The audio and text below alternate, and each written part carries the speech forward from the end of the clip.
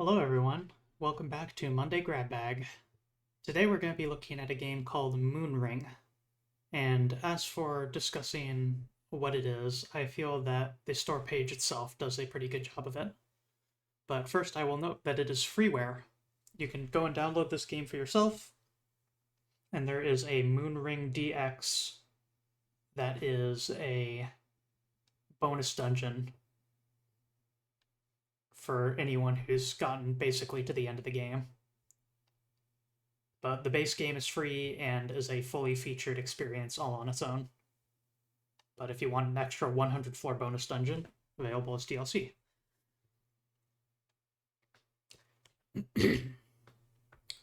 500 years ago, the land of Caldera was plunged into endless darkness.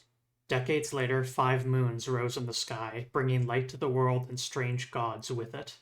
With them came the dreams, calls to devotion promising supernatural gifts. Thus the new Calderian civilization was born, a world of devotion and dreamers, gods and gifts, with dreamless Archon acting as the god's mortal representative. But Archons are not eternal, and a successor must be found. You are dreamless, free to choose your own destiny, to ask questions others dare not, or even become Archon yourself. What will you do, dreamless one? And a note from the creator is included on the store page as well, and so I will read that out too. Hi folks, I've loved RPGs since the early 1980s and grew up playing games like Lord British's Ultima series and early roguelikes. This is my love letter to a style of gaming that has largely fallen out of fashion, with its vivid bright sprites overlaid on stark black backgrounds, true open world gameplay, and lack of handholding.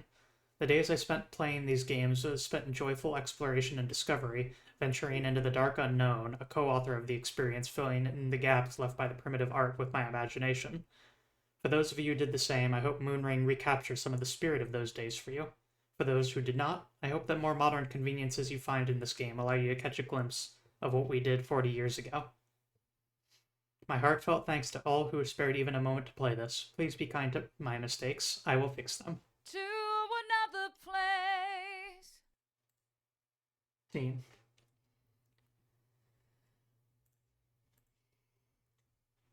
And yes, if you've not heard of Ultima, which is honestly at this point completely understandable, that game is probably older than quite a few viewers of this.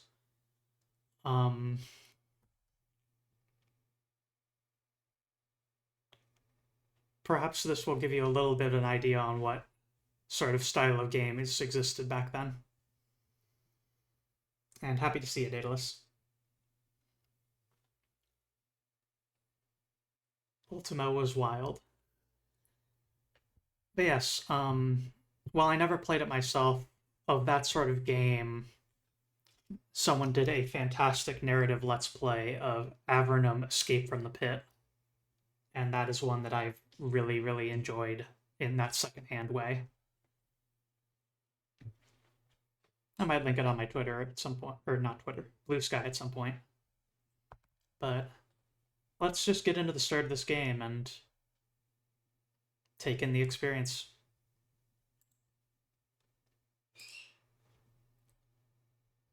Games are made by people. Dedicated to Ken Scan Lily, the best DM one could ever hope for.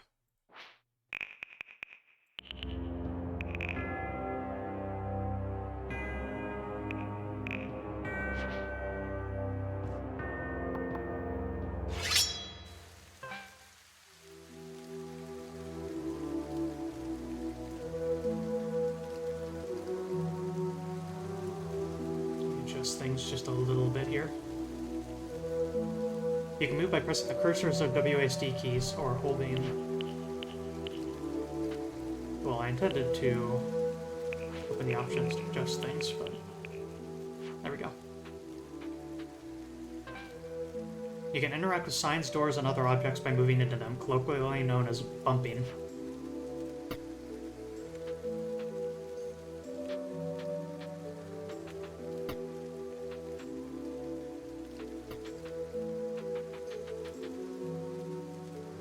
Celera.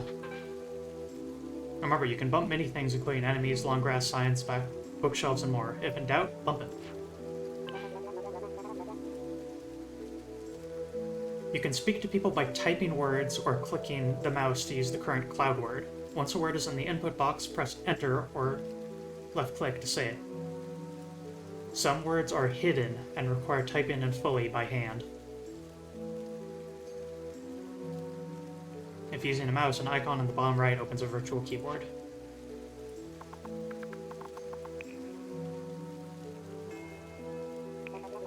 Still no dreams, child? Dreams. I swear you just sleep too deeply to recall them. I'm sure you'll dream one of these days. Don't try to force it.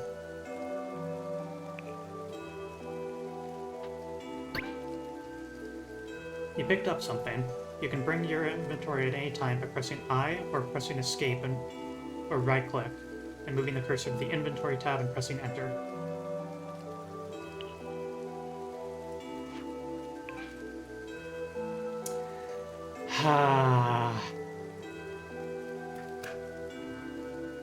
Look at that beautiful character sheet, full of a million statistics. That's the stuff, baby. You can use the up and down keys to scroll through your possessions. Left and right will show you your items filtered by type. You can equip, unequip, or use items by pressing Enter. Note equipped items are marked with check marks. Game still seems a little loud on my end, so...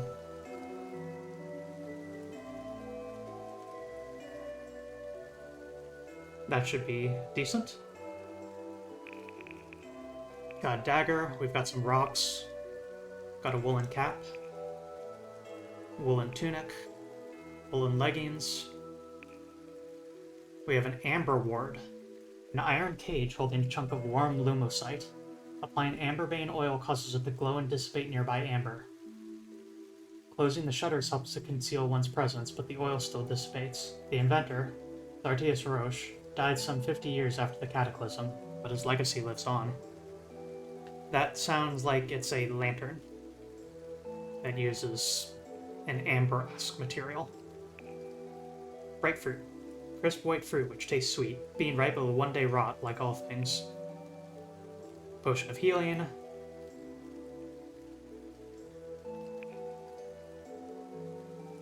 Red oil harvested from sea thrashers, which evaporates and pushes back amber when applied to the warm crystal chunk in a lumosite ward. In cities, the oil is usually kept under lock and key due to being highly flammable.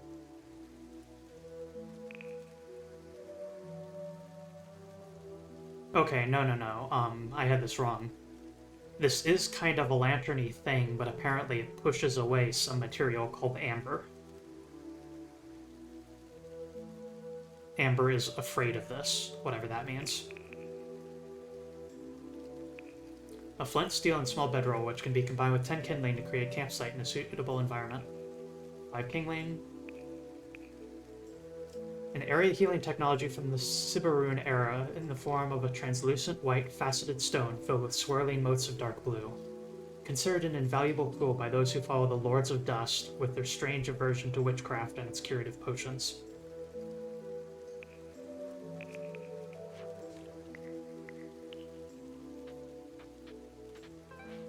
You find a book titled Ancient Siberun 6. One word catches your eyes. Era, which means fortress. Shelf contains books on mushroom farming and animal husbandry, as well as a log of the farm's finances.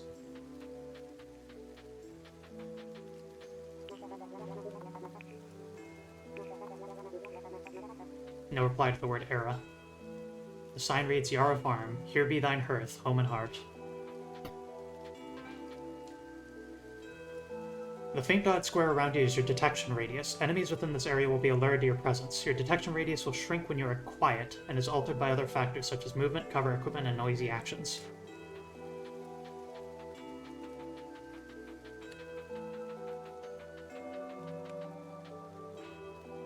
North. Hawkthon Family Cemetery.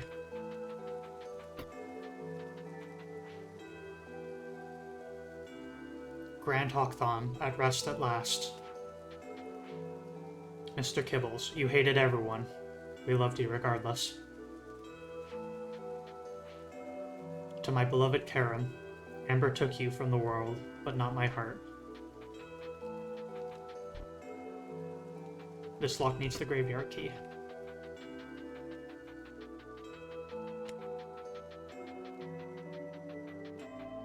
Oh, chicken.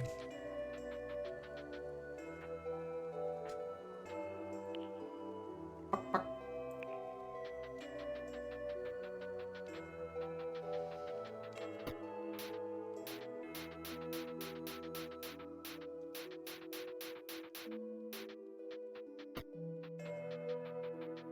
Hopefully we didn't need that grass for anything. This amberbane lamp is archonic property. Please treat it with appropriate care.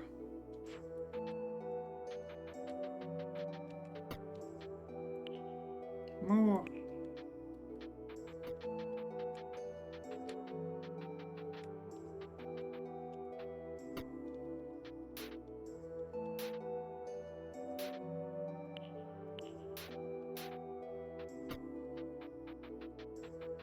Looks like we can cut through the mushrooms and the grasses, but not, like, harvest them.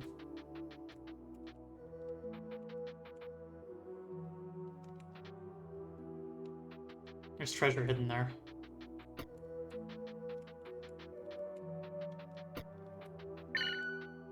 Sometimes even familiar things such as walls may hide secrets. Look out for anomalies and bump into anything that looks different. I do not have a tiny key. So this is one of those games that I was wondering if I should stream as part of Monday Grab Bag or save as a feature. And someday in the future I might genuinely come back to this game and make it a full-scale thing. But I don't know. With this game being freeware and a very specific type of mood and reminiscent of a very specific type of game, it felt pretty well suited for Monday Grab Bag. We haven't even left town and one of the fruits that we had decayed. Unfortunate.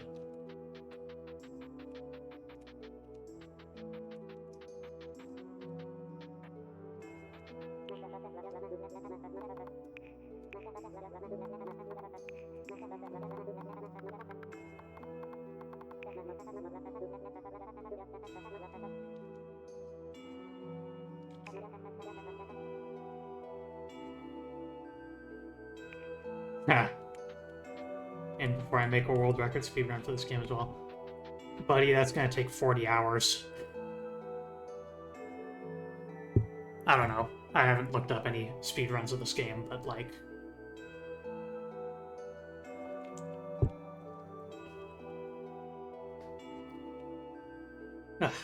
Use the Q key or click the quiet icon to toggle quiet mode. You will do bonus damage if you hit an enemy who is sleeping or unaware of you. However, sneaking dims your ward, reducing your sight range, and actions will take twice as long. While quiet, you can reduce your detection radius further by standing near walls and other cover. Waiting quietly will decrease it even more.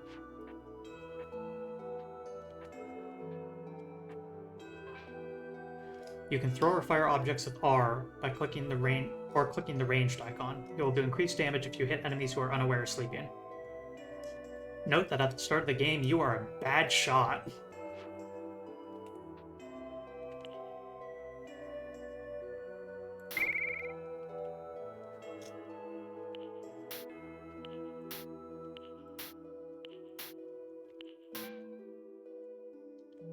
You are engaged in close quarters combat. Being hit will initially reduce your poise, shown by the small shield icon.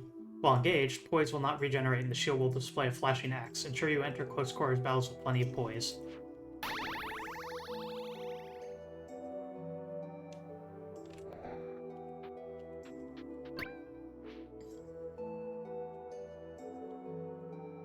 The graveyard key is in the locked chest behind the farmhouse's false wall. Beyond the grave is a cave. I hid a carved stone within it. Find the stone.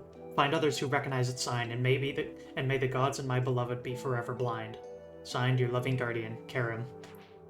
You scribbled a message in your notebook. You can bring up your notes by pressing N. Moonring automatically records all quest and tutorial notes on the screen. You can sort and you can scroll through stuff.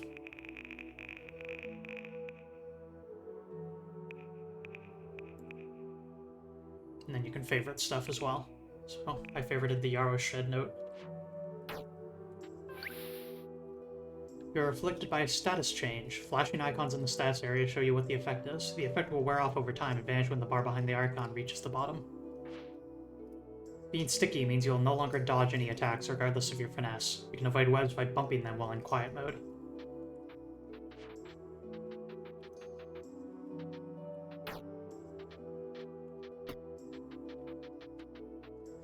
Yeah, I've got some questions, buddy.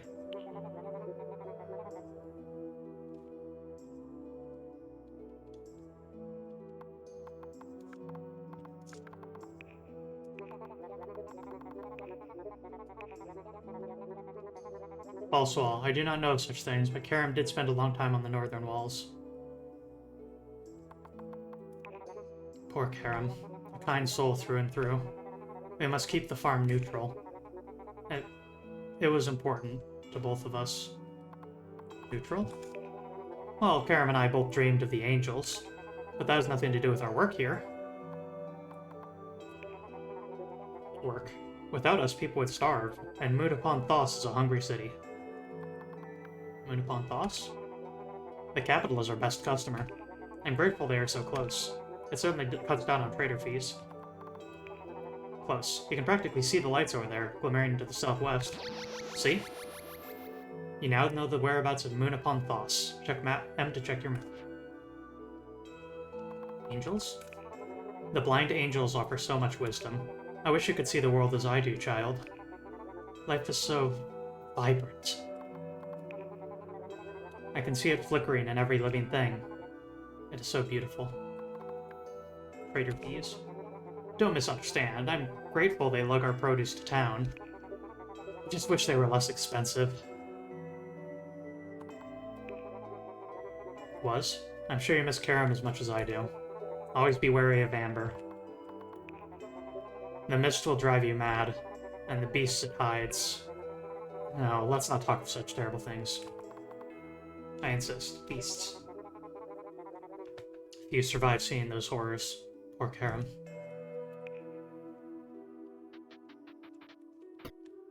So I got a tiny key, which I think I can use. Yep. And now we have the graveyard key.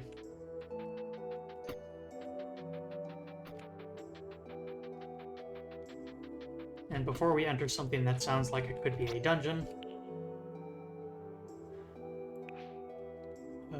is there a save button? There's save and quit. I think this game will sort of just save upon entry of a dungeon, something like that. Sort of Caves of Quid style, when you enter a town, the game saves. It's been a while though, I don't exactly remember. You have found the entrance to a dungeon. Press enter or left click over your character if you wish to brave its dangers. You will be unable to leave until you find the master key within. This is a dungeon. The doors will lock once you enter. You will have to find a master key to leave. If you die, the dungeon will reconfigure. Are you sure you wish to enter? You have entered a dungeon. Here the map will be vital, keeping track of where you've been. Press M or use the top menu at any time to see it. Enter quiet mode.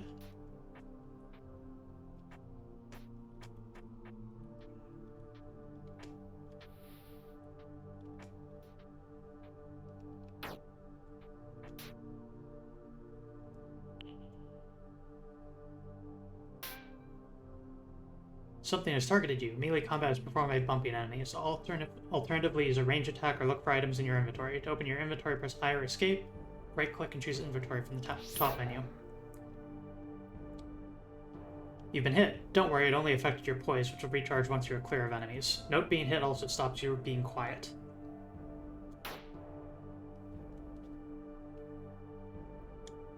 That was a little bit of a mean trick game. It said spacebar to close that menu, but spacebar is also the wait button, so I just wasted a turn. Be careful, you're gaining a status change. Non-flashing icons in the status area show you what the effect will be if the bar behind the icon fills the top. Avoid further exposure to make the bar fall.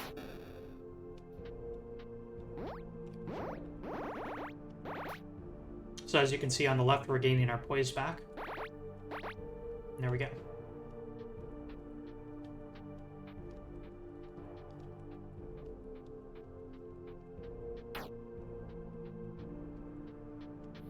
And then once again, we can safely destroy spider webs if we are in sneak mode.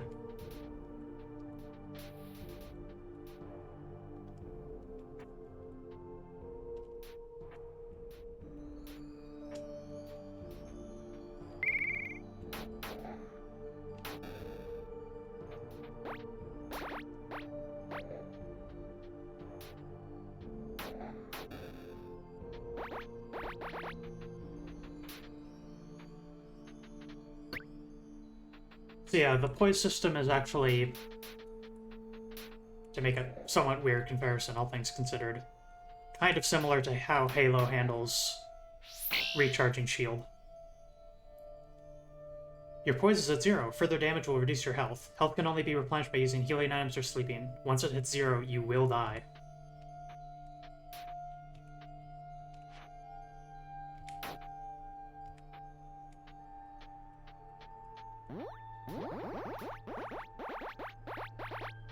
There we go, back to poised. There we go. This game is giving off my elementary school days computing vibes. Yep. This game is directly inspired by Ultima and other such games of that era, so happy to see someone who recognizes this stuff.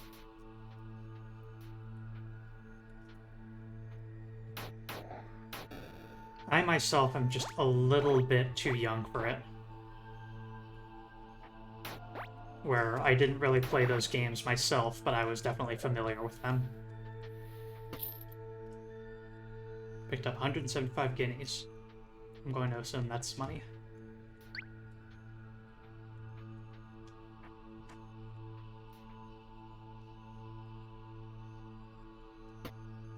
Nothing useful.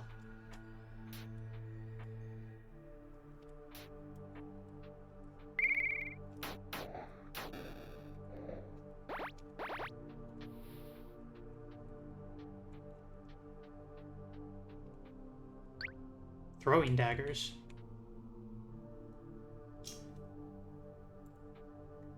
Oof. I was kind of worried that that girl was like a spike trap or something.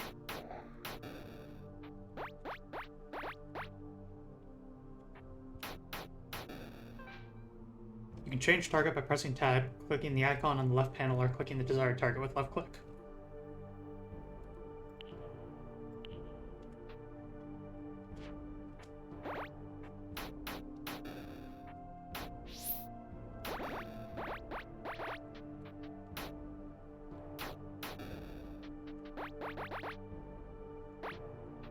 Uh-oh.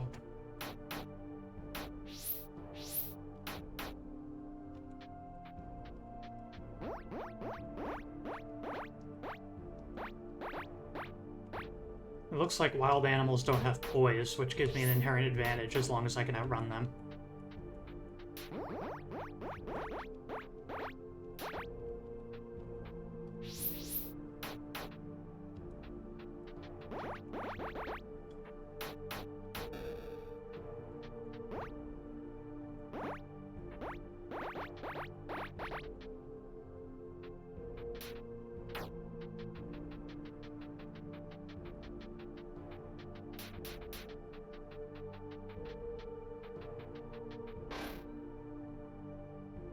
Hurting allies with friendly fire. Safety mode is off. You will now hurt allies simply by bumping into them. Be very careful moving around in this mode unless you wish to be fined, banished, or even killed. So you can press F and R to enter everybody combat mode.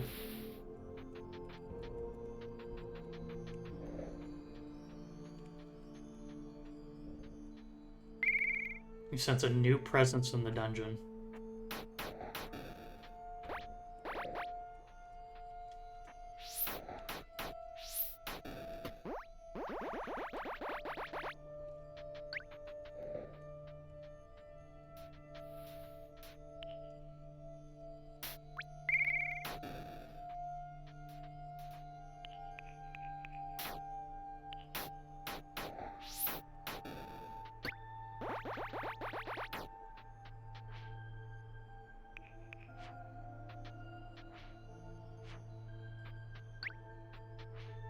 Sure, let's splash water on ourselves.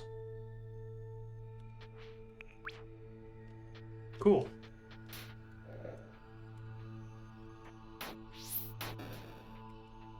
I would say that did about what I expected, but it actually didn't. I thought it would poison me or something.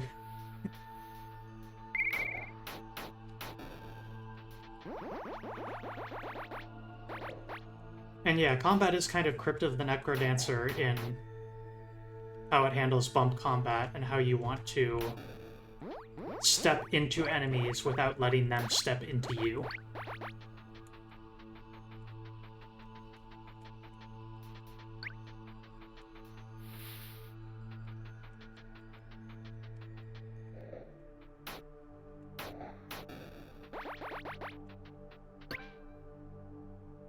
Some objects are too complex for their purpose to be obvious. Items such as these require the use of a Rosetta device before they can be successfully activated.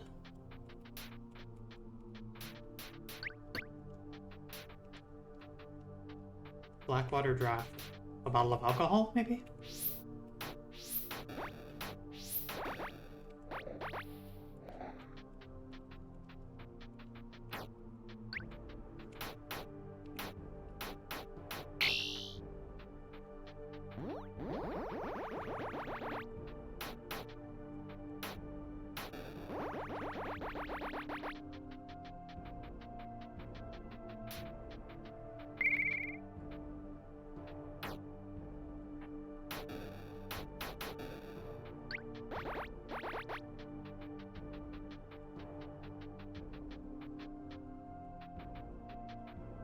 Honestly, I might be playing more carefully than I particularly need to.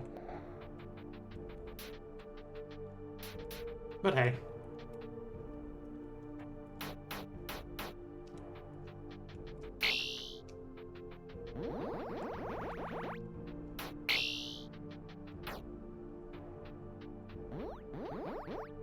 Get away from me.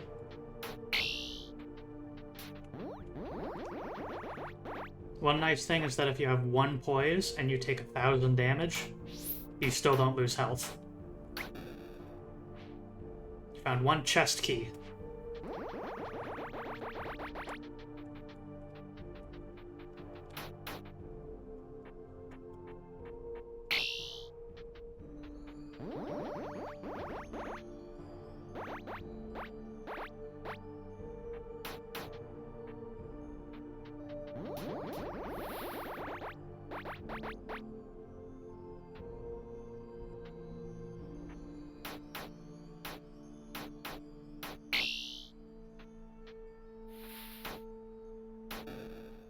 Ooh, that got rough.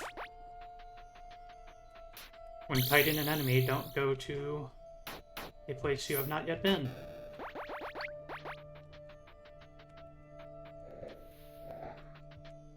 Titan scraps.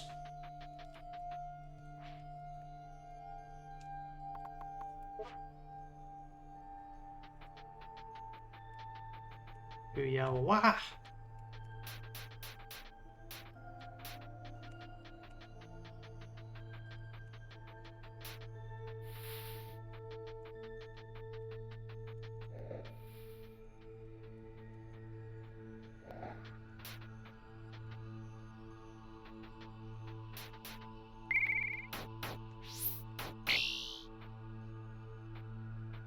This is a strong one. That's not a normal bug.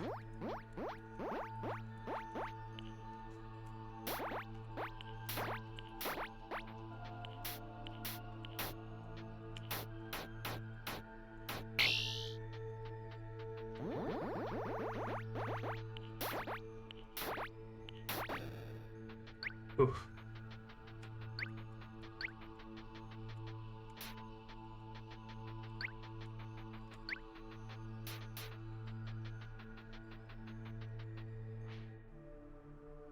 Here's our map so far.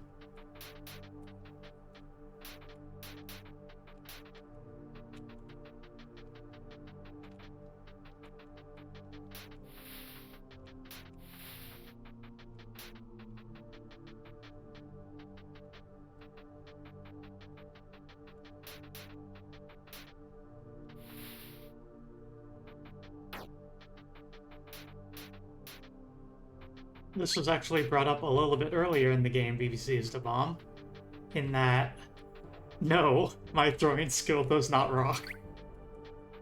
It openly says, do keep in mind that at the start of the game, you are a bad shot.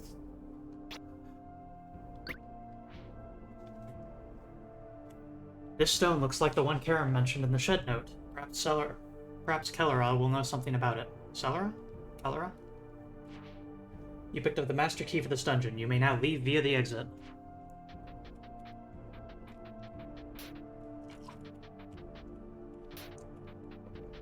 Black-Eyed Stone.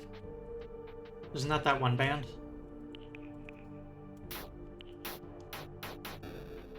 That said, I'm actually getting pretty lucky with my throws, but the first time I tried to throw rocks at a bug that was sleeping, I missed 4 times and then just walked up and stabbed it.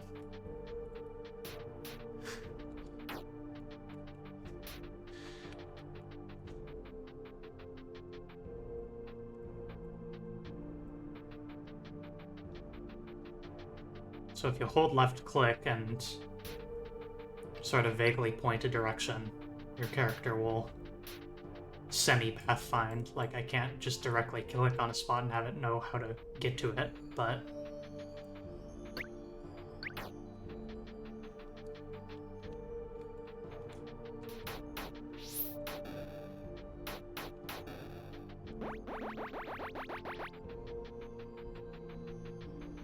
We've got some mysterious objects. We've gotten the Black-Eyed Stone. Whoa.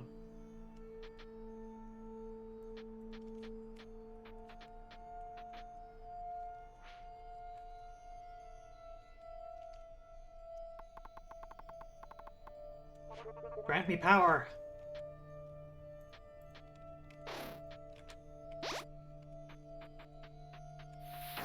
I do not understand what the monolith does. It seems to just be... Okay.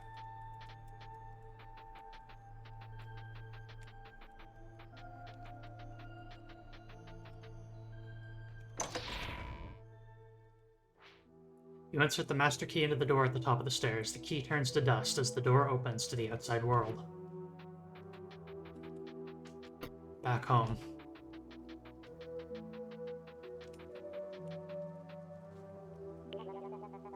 Where did you get that stone? Kara must have left it for you. There's an engraving.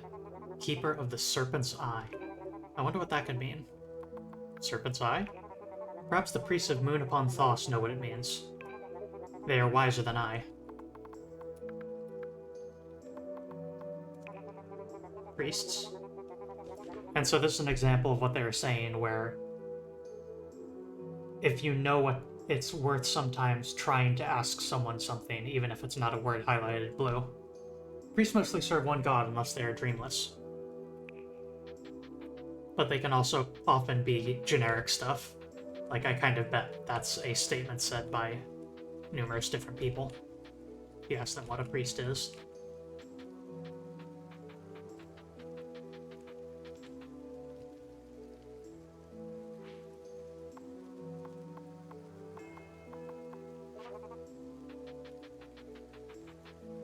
I assume you mean yell at in front of the monolith by notice too late. We'll assume it did something very cool. So let's see, what do we got here?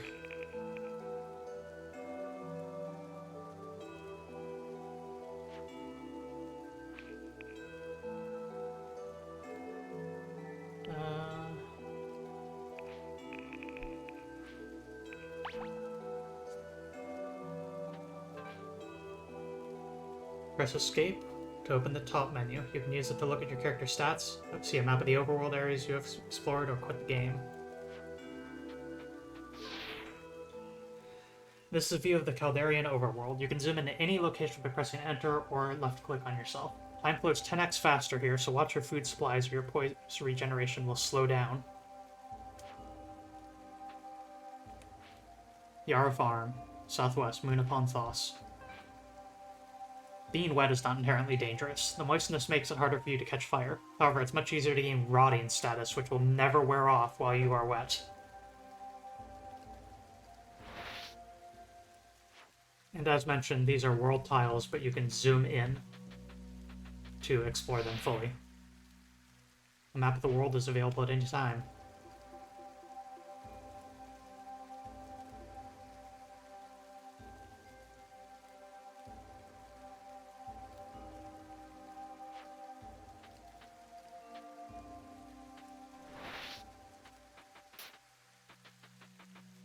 I'm gonna wander around the forests.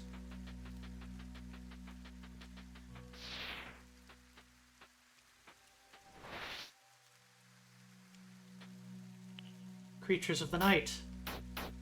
Sweet.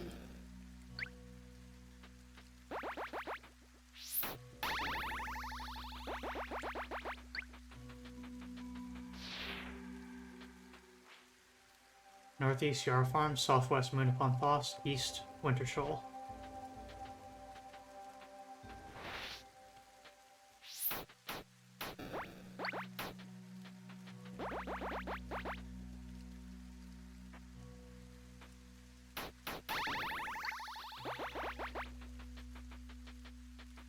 What's the progression of this game? Let's see. There is a main story that goes through several dungeons and ruins and magical artifacts, and there are 5 factions that you can pick from, each with their own playstyle and blessings, and also oaths that you need to account for, but we will be getting to that when we get to Moon upon Thos. Southwest Moon upon Thos.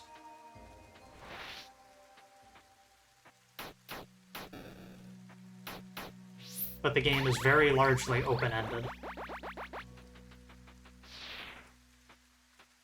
I ultimately fell off this game when I first played it upon its release because it was buggy. Simple as that. The game was very buggy. But it's been a long time, and the game has been receiving updates still, so that's part of why I wanted to take another look at it, is I imagine it's been massively refined since then. And again, this game is freeware, so you can go and grab this for yourself on Steam right now. If you have any sort of interest in this kind of game.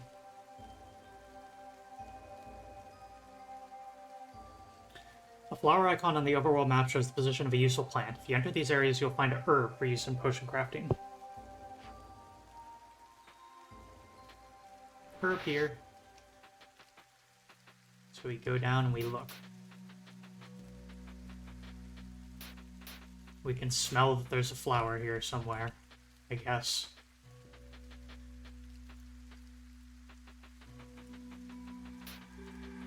Mouse navigation is a little bit easier for weird layouts like this because you won't bump into walls while trying to move. Hog Needle. All herbs found.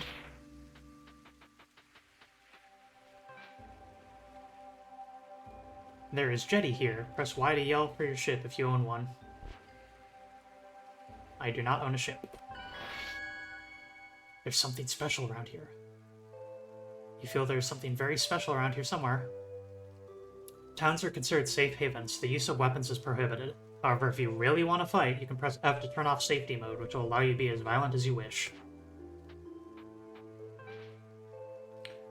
Putting money in a donation coffer improves your reputation with the town, altering shop prices. Donating will help offset any grudges the town might hold against you as well.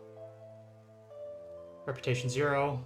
1,000 to raise your reputation to 1, which is neighborly. I have 275. Nuriel. Hey, stranger. I'm Nuriel. Welcome to Moon upon Thos. Tell me about you. That's me. Are you here for the markets or the Street of the Gods? Street of the Gods? That's a little ways to the east. Watch out, though. The priest will talk your ear off. Markets? Oh, they're just a few steps to the north. The city is the very best of everything. Moon upon Thos. Yes, this is the city of balance. Balance is important, yes? Note added. Moon upon Thos is the city of balance. Balance is everything. Without balance, there is chaos. Chaos. That's the state Caldera was in before the 5 moons appeared. I've no desire to return to that. Darkness, madness, despair. No, thank you. Moons. You know, we have 1 moon per god. Everybody knows that. Oh, you're dreamless. Now I understand. We get a lot of you through here. You've come to petition, of course. Well, the old Archon is getting on a bit. Good for you. You should talk to the priests about that. They're in the Street of the Gods.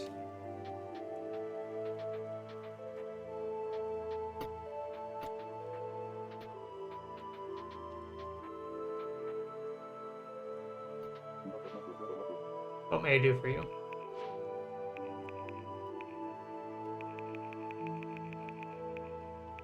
A lot of stuff I can't afford.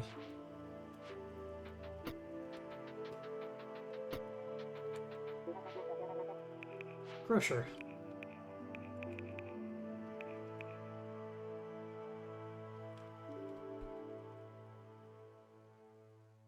Mushroom jerky has a very long shelf life.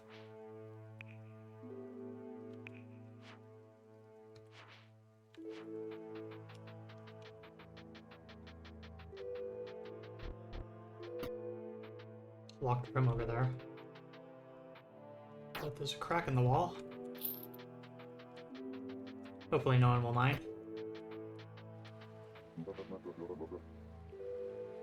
Travel to Barrow Lynn for 114. Maybe later. Need directions?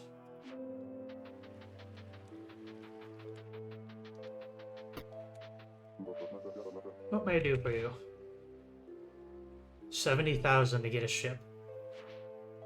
Oof.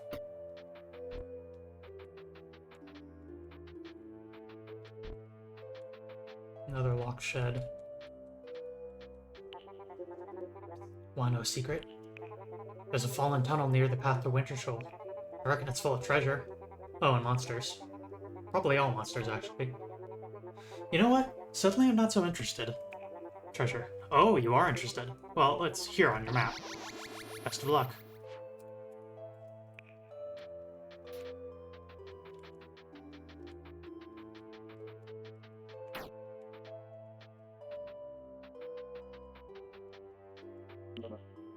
Who am I?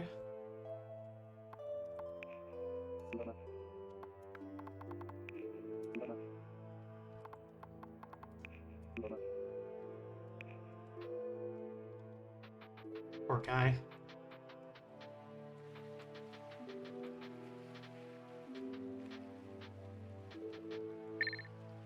Sense a secret door nearby. If you look, one of the bricks on that wall tile is weird. The book on the shelf describes the methods used to harvest amberbane oil from the thrash, vicious eel-like creatures living deep in the Calderan Sea.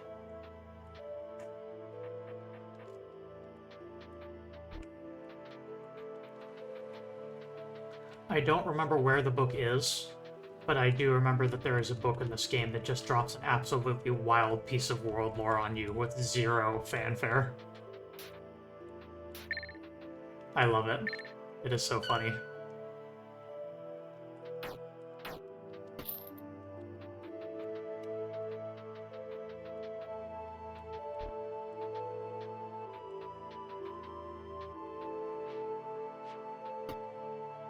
If we don't end up finding the book in this playthrough here, I'll just go and tell you what approximately what the book says.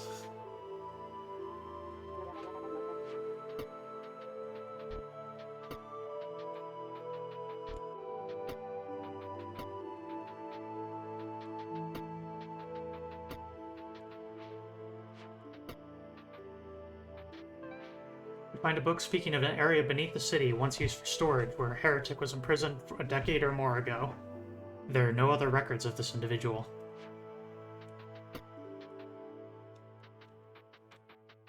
I could ask people about the heretic, but that seems like playing with fire. I should probably not ask the guards about the heretic at the very least.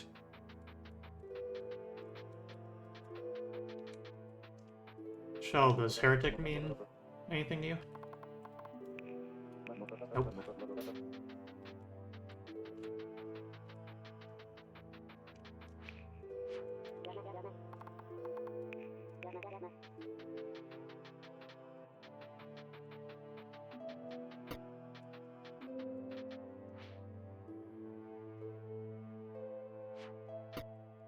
Aryan cell swords.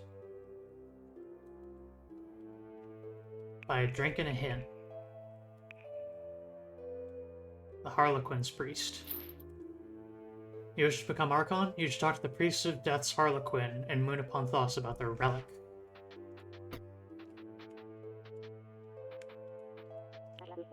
Ever wish you had a ship? I do. Mate of mine was sailing along the coast just southwest of here. Saw a cave in the mountain.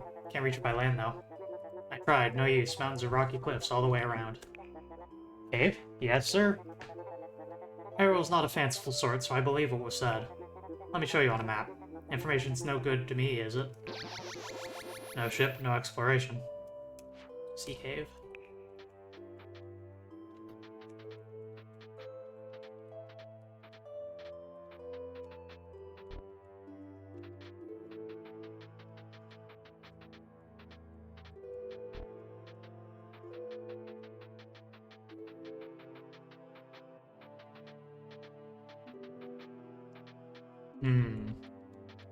Is there any way to get in here? Or do I actually need to find a key? Oh, that was just on opening the door at the exact moment I bumped.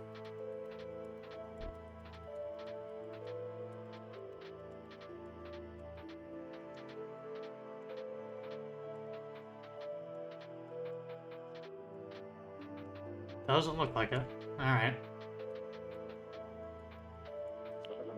The ruined quarter is such an eyesore. We should rebuild it and fill in the tunnels below.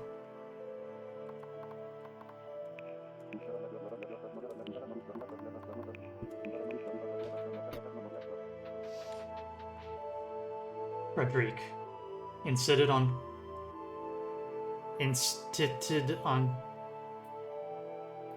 carving his own headstone. Okay. Alright. Here lies Leon. The mushroom did indeed taste funny. Hilda lies forevermore, just as she did in life. Albert did something or other, a terminal mumbler. Henry of the Black Watch, surrounded by friends, even now. Rip Larry Lapper, half man, half dog, all idiot.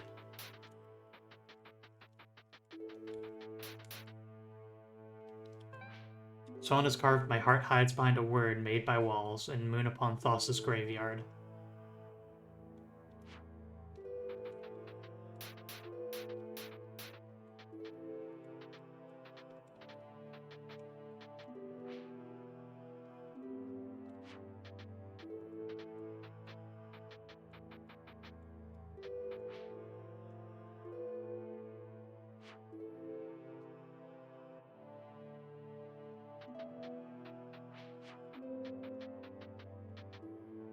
A word made of walls in Moon upon Thos's graveyard. Gravestone currently blank.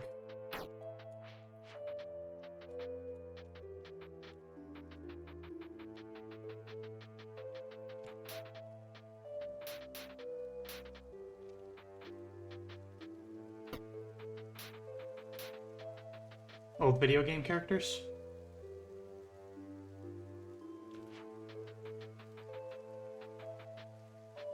I could believe it. I don't recognize them myself, but... Alright.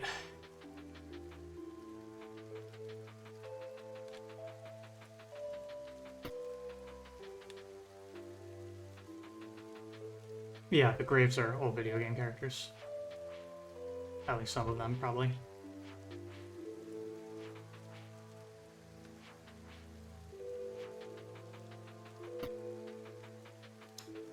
Tag your friend that you would consider half dog, half man, all idiot.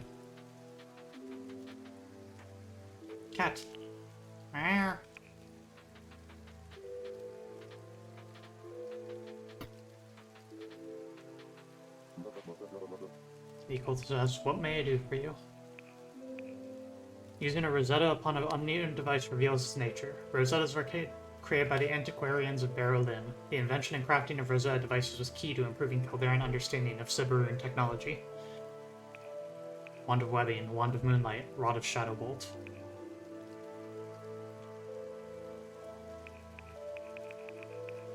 We do have a couple of strange objects, so why not? The shelf seems to be entirely filled with books on the many ways one might prepare Caldera's principal crop. It warns against letting spores touch anything dead.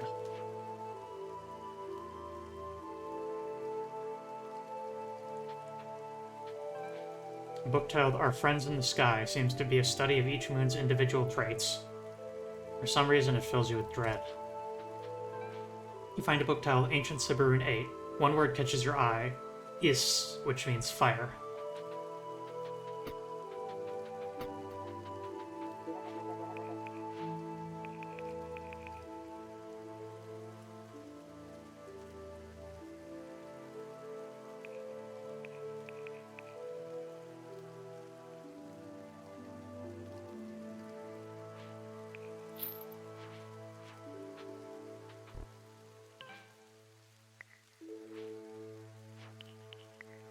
Go to our inventory.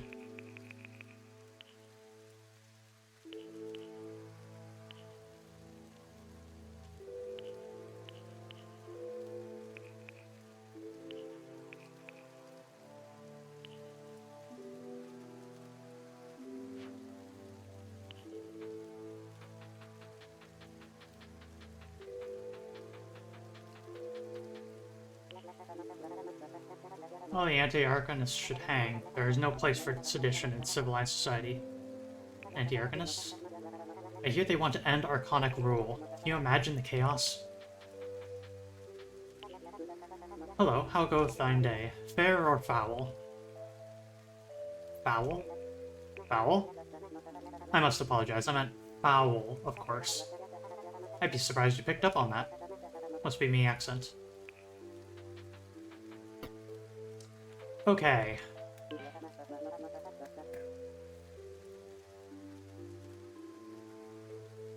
Some topics are hidden and do not autocomplete because they have not come up in conversation. For example, here you should specifically ask about the Serpent's Eye. Try it now by typing it in. 1 second. A stone with a translucent black surface resembling a reptilian eye. On the rear is a faint engraving mentioning the Serpent's Eye. So that's the stone that we got from our graveyard.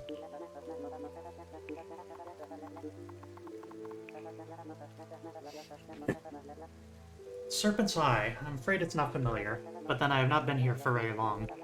Perhaps you should look for my predecessor? Yes, their name was Nevin. I'm afraid they became quite addled some time ago, and now reside as a shell in the ruined quarter. If you see them, speak their name. It may help. It's terrible to see those who are great lose their minds. But it happens. What can one do? Ruined quarter? Northwest of the city. Good luck on your search. Ah. Yes. Of which god do you dream? Oh, are you dreamless? I'm dreamless. Oh. Worry not. A dream may still come. And if not, a life of balance is noble. Here, I have a gift for you. It may help guide you. Devotional Tear. You've received a devotional tear. These can be used from your inventory to grant you favor with the gods and access to the new gifts. If you want more information on the deities, go to the god screen by pressing G or hit escape and navigate to it using the top menu. Balance. Indeed, it is my job to remain neutral and support the will of our Archon. Noble.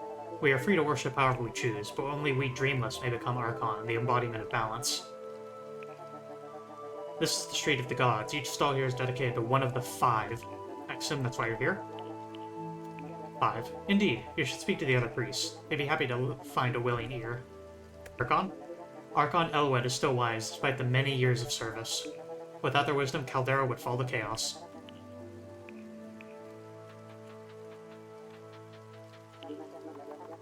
Shell.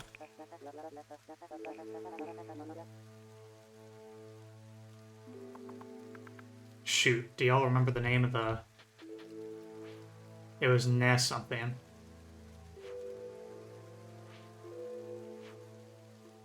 It's probably in my journal.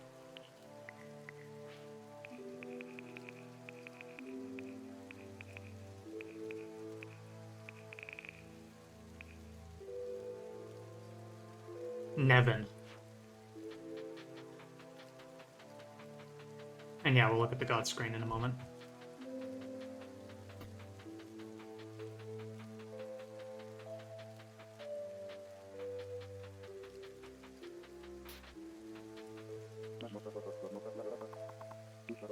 Nevin.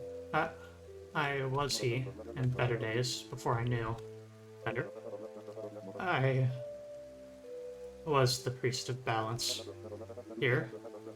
Yes, here. This was my city, too. New? Too much. More than a person can hold. I wish I did not. Not all truths should see the light. Truths? This world is wrong. They alter our minds. They make us docile. Even the serpents could not stop them. They? I cannot speak of them, not while their moons are in the sky. No, they will hear, and I shall be gone too. The moons. Are there truly 5? Are you so sure? Roche is still alive, and Roche knows. The last of the serpents. Those in Berlin know of him. A god to those living in the canyons. Ask of him there. Alive? Thartius Roche should be long dead, but that is not true. Roche knows the truth. Seek them deep in the amber. Seek a place where the amber does not move with the wind. I know Roche lives even now. I have seen them in my dreams. Serpents? The serpent's eye, doomed.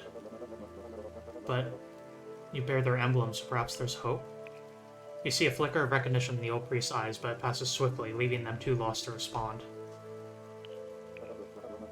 They asked me to join them. A farmer, a thief, and a hunter. Were there more? They knew. They had suspicions. The moons. Hunter. Killed by Slathian in the forest. Fool. All should beware that beast. Farmer. From Yarrow. Had a child, too. That's why you have the stone. Poor thing. From Howardus, sick of the life. They got him in marches.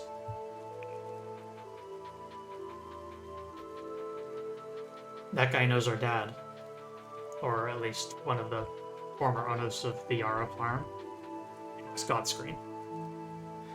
The God Screen is where you spend devotion to choose which god to dedicate yourself to and check the status of devotional tasks. Each devotion you spend will give you a gift and also raise a statistic by 5. Check the screen whenever you gain devotion.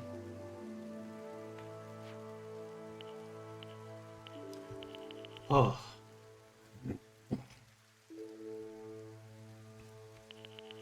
So yes, there are 5 divine factions, and each of them have a group of skills that you can pick. There is the Great Forest Wolf, Death's Harlequins, the Lords of Dust, Our Lady of the Sanguine Moon, and the Way of All Blind Angels. And then each of them have devotional tasks that, upon completion, will give you points for which you can gain these skills. So they're individual, like, pilgrimage tasks, essentially, that show your devotion to the deity. In addition, one of them is the moon is always in one of their phases. So currently, it is the phase of the Death's Harlequins.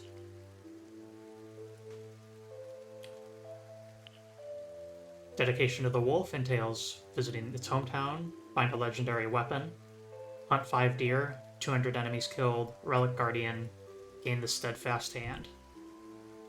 Harlequin hometown, find a legendary rapier or dagger, for 13 statuses, defeat 50 enemies while insane, become cursed by everyone else, gain the Trickster's Mask.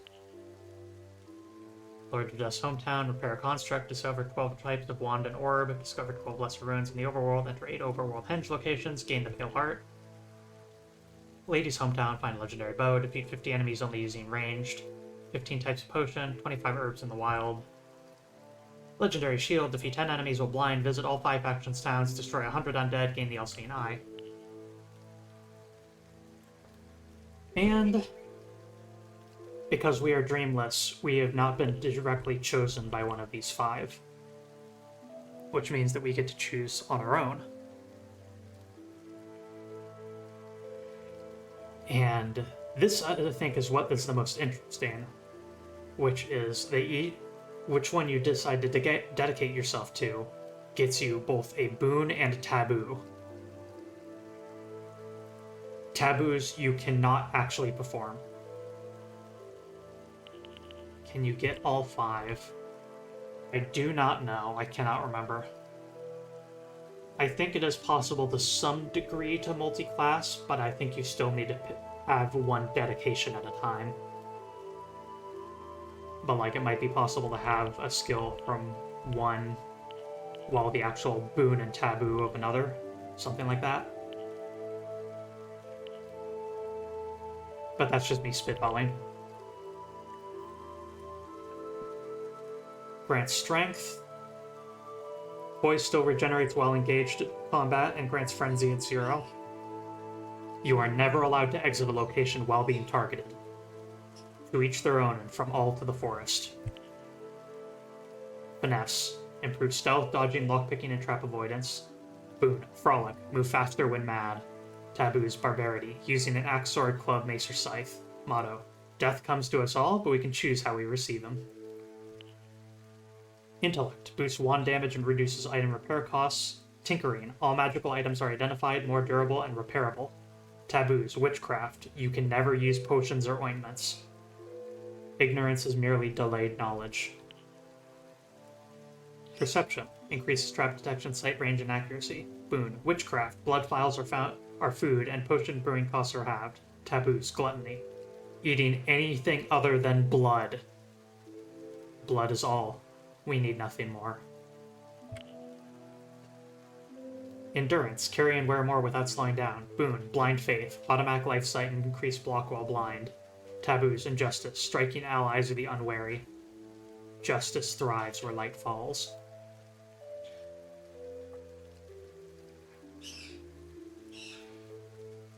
Getting all 5 devotions for all 5 gods and becoming the Archon feels like an old school game.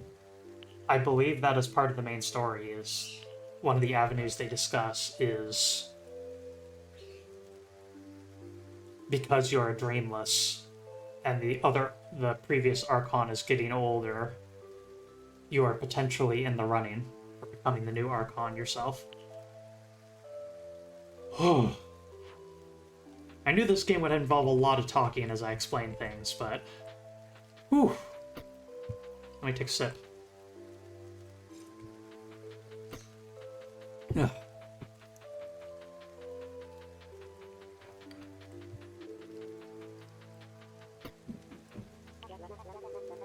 Oh dear, I'm afraid you must have the wrong place. Wrong. You do not seem entertaining. You're probably better off elsewhere. Can you juggle, dance, sing, look fabulous? Or perhaps you have wit? Fabulous.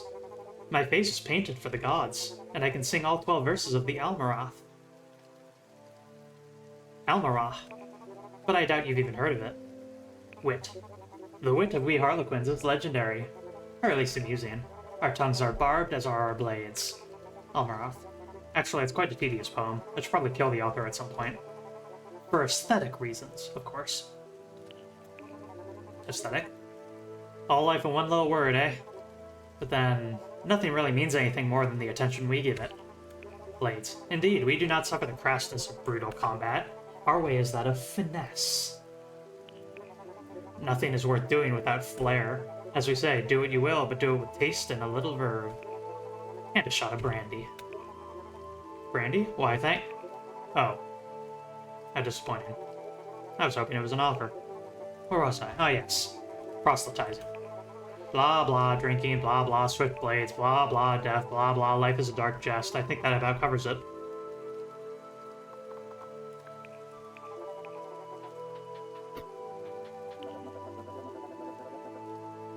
It's fun if you look carefully at the jester-aligned folk. They are actually wearing clown face paint. Interested in the Lord of Dust? They're always looking for keen minds. The world is full of wonders. The Lords seek to make the brightest of us burn ever brighter. They care not if you dream of them. Devotion is more important. Brighter. How else can we solve the mysteries of our world? Devotion. It is less worship than application. A mystery is not a mystery forever, after all. Wonders. The Siberin left many great works. Our brethren wander the world, seeking them out. So this is more or less an artificer group. Members of the Dark Carnival. I'm assuming that's a reference, but that is an accurate description of them. Yeah.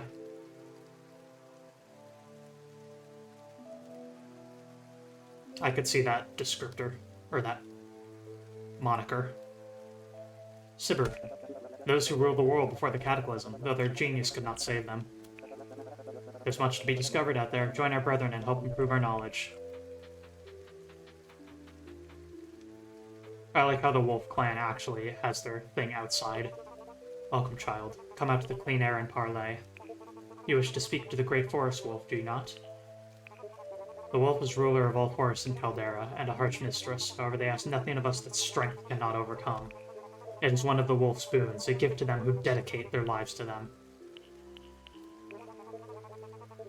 Indeed, the wolf requires that we never back down from a fight.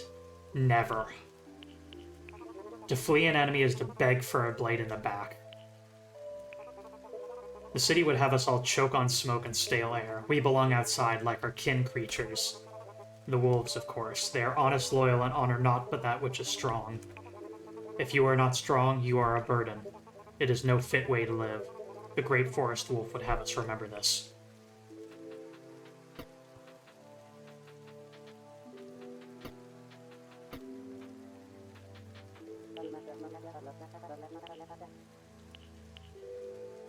The path to becoming Archon is quite straightforward. One merely needs to collect all 5 of the gods' relics and bring them here.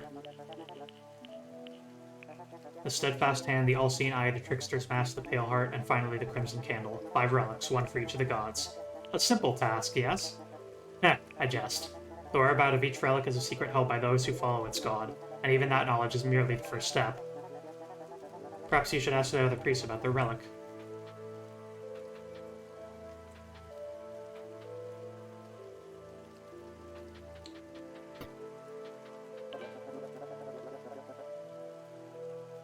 Remember, the priest's balance told you to ask priests about their relic. Type that in now. Check your notes regularly for conversation subject hints. The Pale Heart? If you seek that, I would have you take the ferry from the docks. It sails southwest. Yes, the ferry travels toward Berlin, my home. Perhaps there you will learn more of our relic. Perhaps not. Secrets are secrets, after all. You do not know the way? Then let me show you where it is.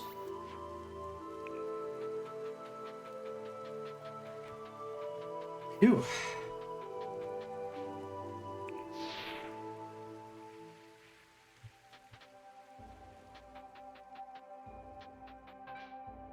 Hoofprints in the overworld map to the position of prey, whose pelt or meat is valuable. This is a dungeon. Doors will lock once you enter.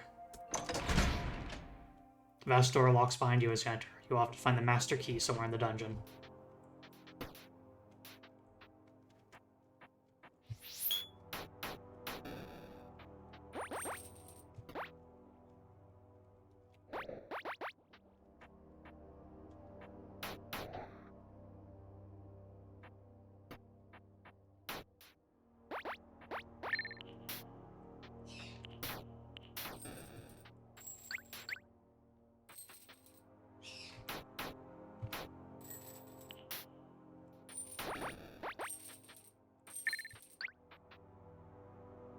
You sense a secret door nearby.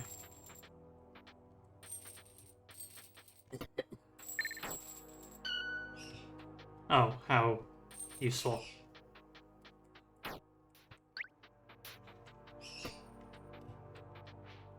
What do you want to do with the pot? Refill ward.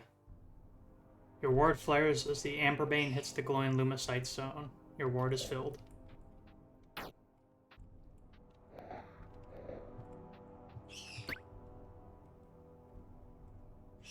Unguent of Blindness.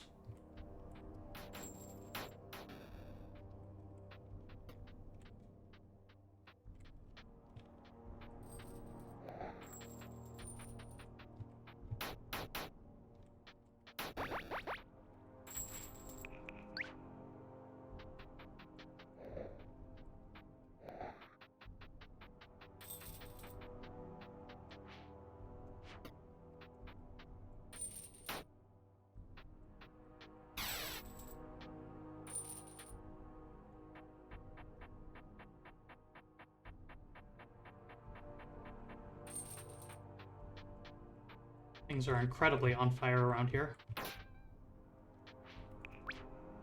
Splash water on yourself. Flame causes direct damage to your body, bypassing poise. Additionally, you may also ignite local terrain and even other creatures.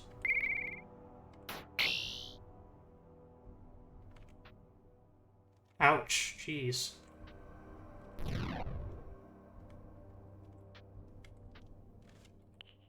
Okay, I'm going to go to inventory.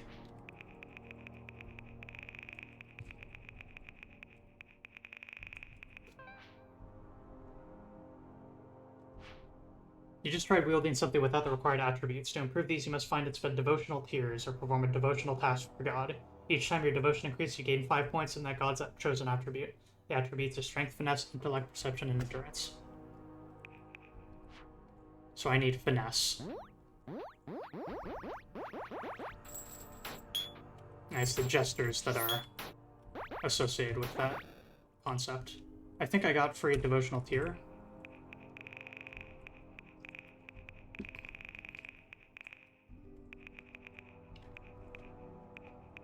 Yeah. Death's Harlequin. You share the devotional tier. You now have more devotion to Death's Harlequin. So now we can go to the Gods menu. And we have 1 tier spent. So we can buy one of these 2 abilities.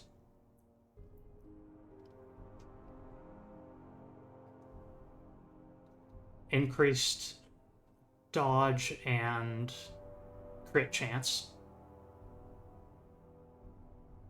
Any other sources of luck you possess will reduce the chance of complications.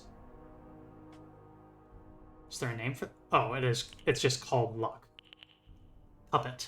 Your current target echoes your movements jerkily and even attacks its own allies if they happen to be in the way. Your finesse increases the duration of the effect.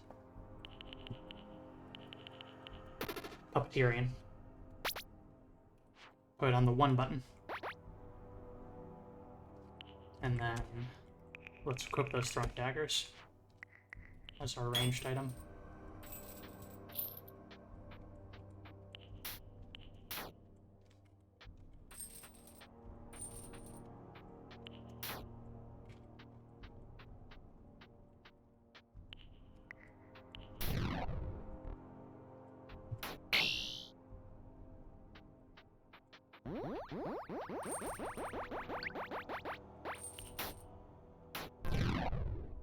Stun makes you move erratically, potentially wandering into danger or striking allies.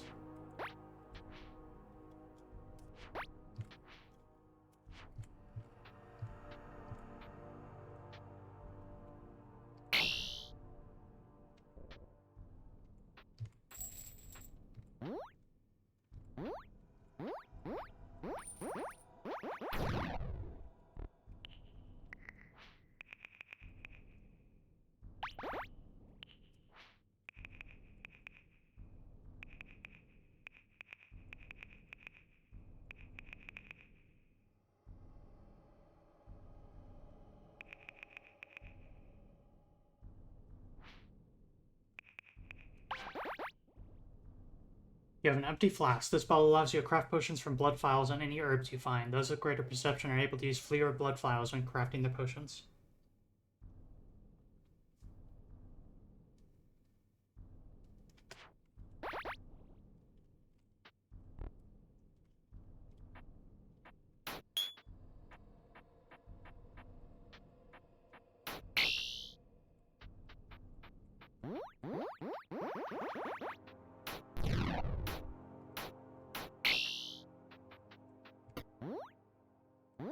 Don't like this.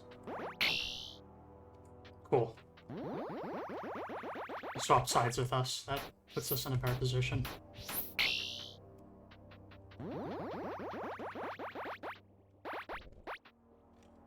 Misfell can't quite one-shot us if he attacks us without any poise, but they are close.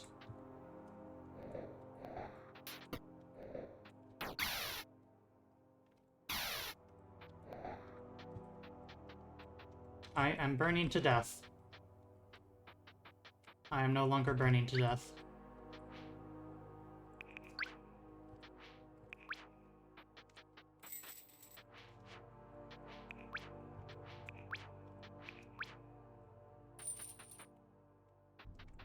If I soak myself on water, I don't think I'll catch fire.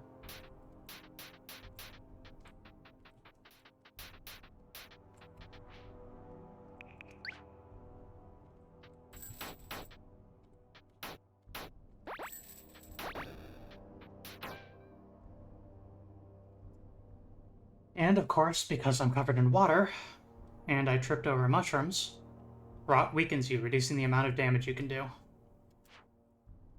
And I cannot lose rot until I'm dry.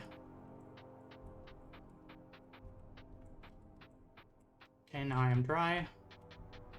Rotting is gradually wearing off.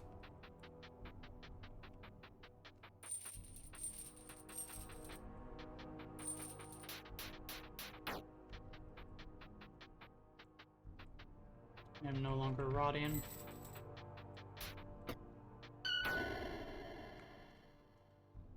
I am once again rotting.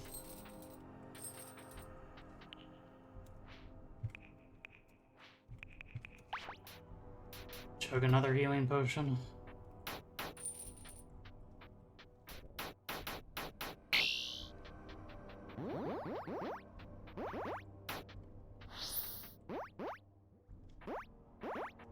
Oh, what the hell is that thing?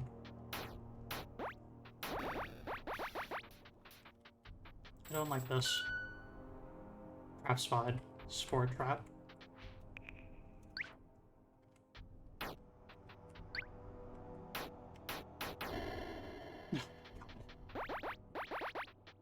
I knew that was coming the moment I started attacking him.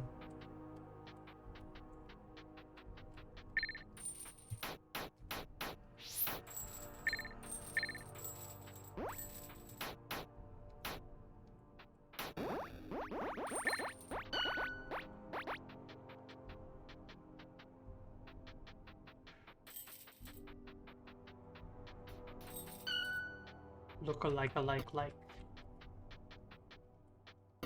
Like, look-alike.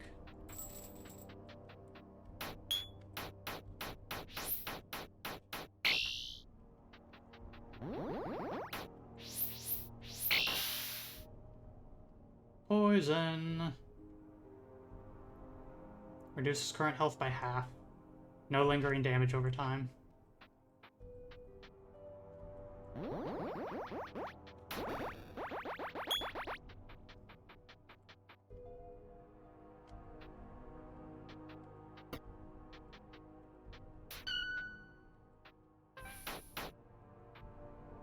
Madness causes you to rant, rave, and hallucinate. Nearby amber entities also become visible. In addition, all damage increases stun, making you unstable and a threat to allies. You have entered the toxic mist known as amber. Amber will slowly drive you mad, and many harbor other horrors. A ward filled with amberbane oil will dispel these evil mists. Fill the ward with oil when it becomes empty. You can see the gods.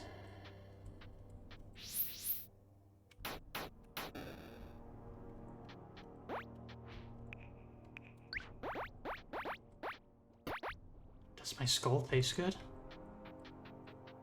Of course, now I understand. Shut up, moths, shut up.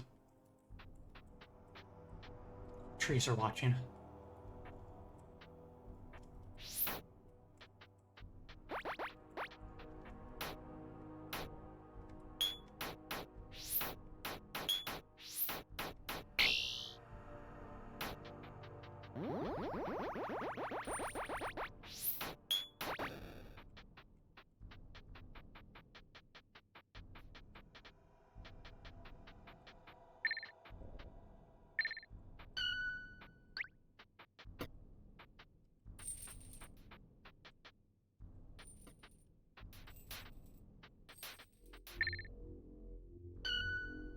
Uh...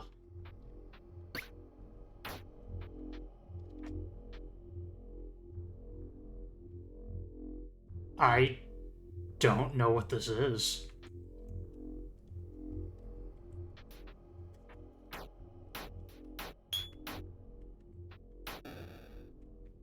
Hang on, I have the effect Topor.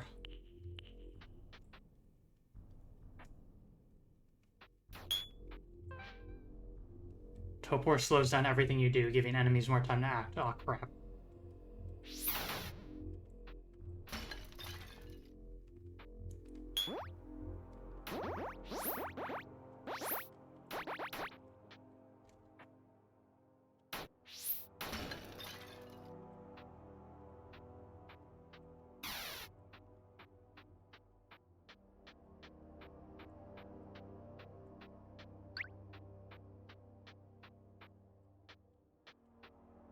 Oh, we're really in it, aren't we?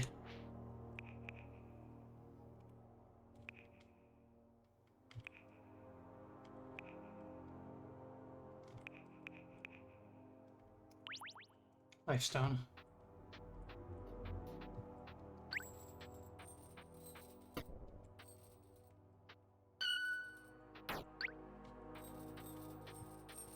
Cool, 9 burning.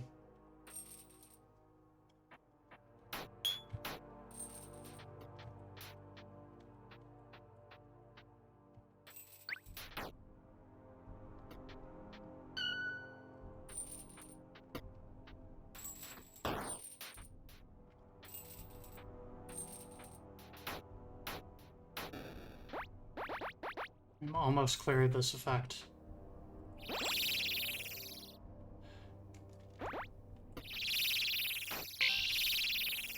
Being deaf stops you from being able to hear anything, which turns off all visual stealth indicators and visual feedback, as well as making the game silent.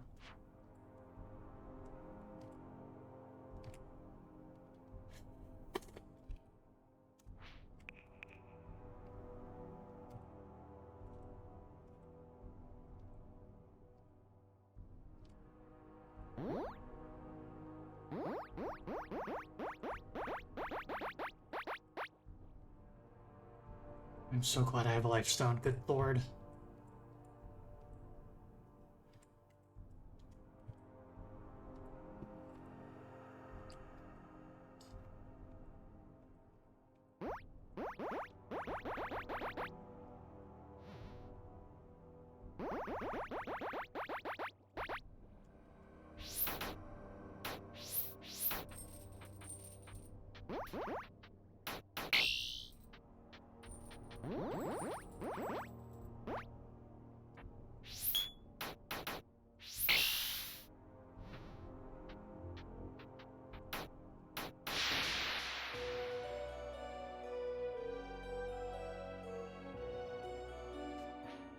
Time rewinds. Once again, you find yourself contemplating the entrance of this foul place.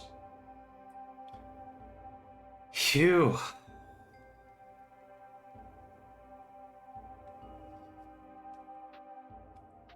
Going into random dungeons can be pretty brutal. Amber will slowly drive you mad and may harbor other horrors. I've already seen that.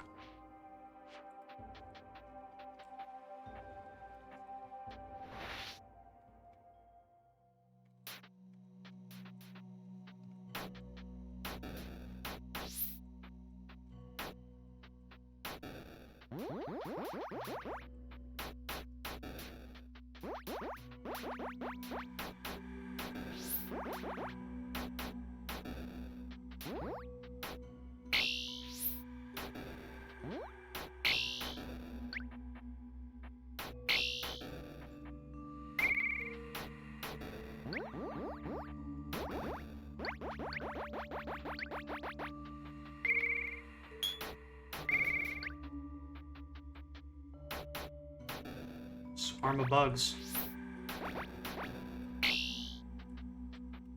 Okay, those ones are not okay to fight.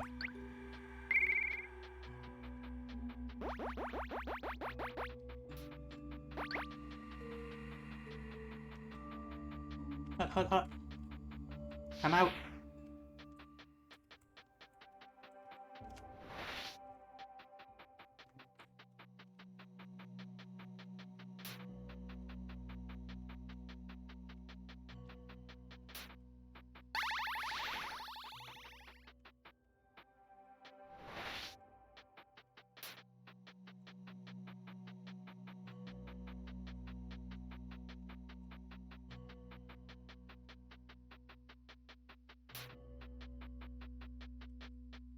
Come on, where are you? There you are. Berries.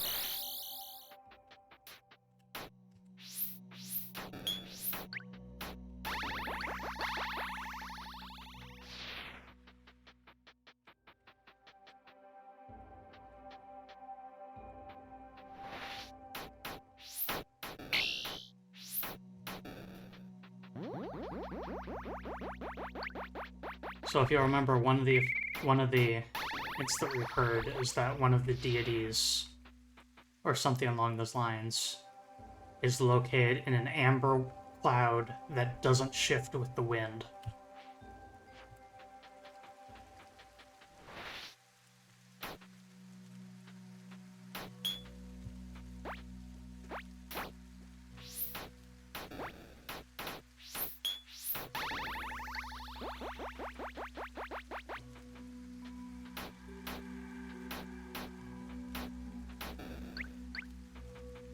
Hedgehog meat.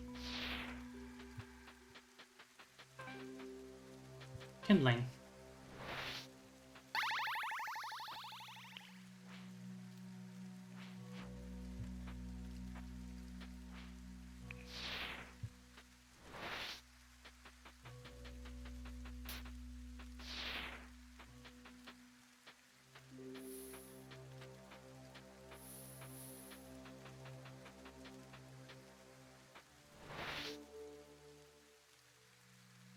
I don't like the looks of this.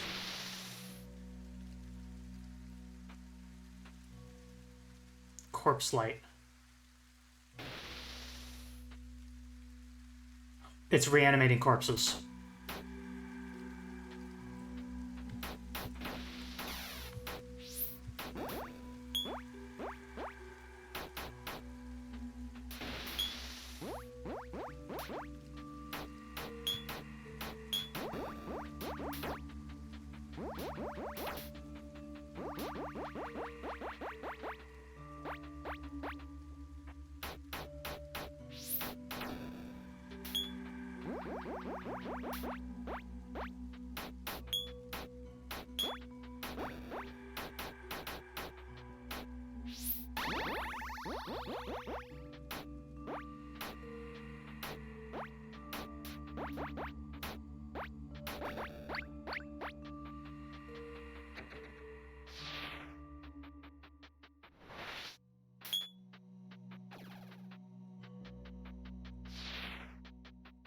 Not every fight must be picked.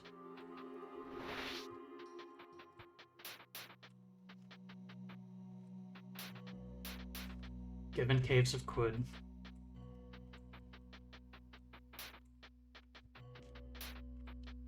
I mean, it makes sense, because Caves of Quid is also inspired by old-fashioned RPGs like this. Or in the same way that this one is.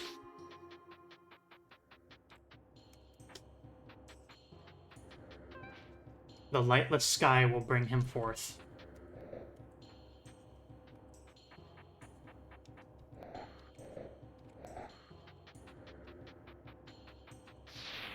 When there's an eclipse.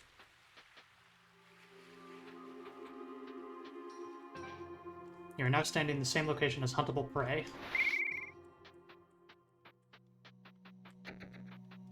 And it's gone. Food level under 50%. Hunger reduces your poise regeneration speed. At 0% food, you will no longer regenerate poise. Hunting, looting dead enemies, exploring dungeons, purchase from traders. If you're dedicated to the lady, you'll need to find blood instead. Most food rots over time. Don't hoard it.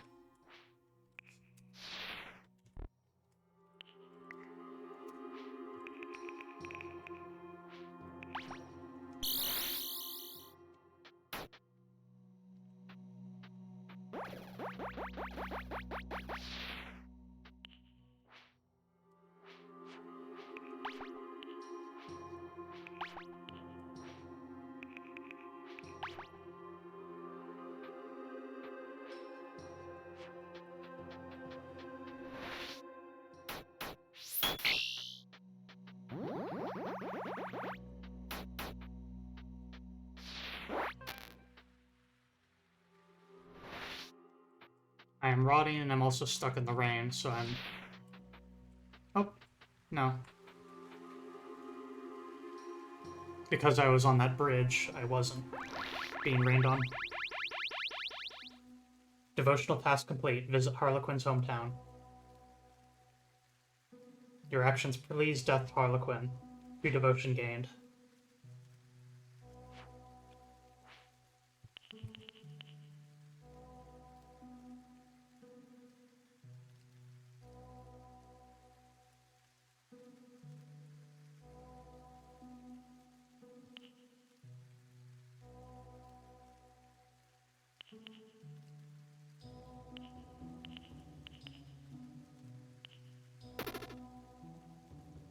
Dull. I did not mean to actually deploy that in town.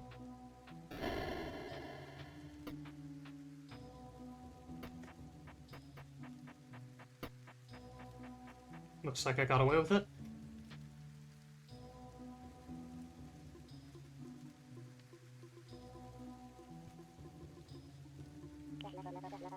You look like you're up for a bit of fun.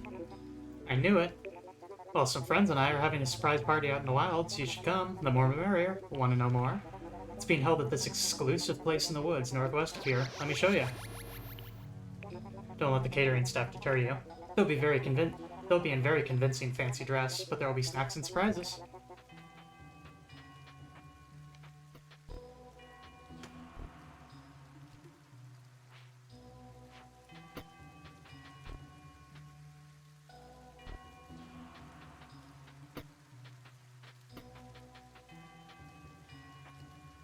Chicken says, bastard.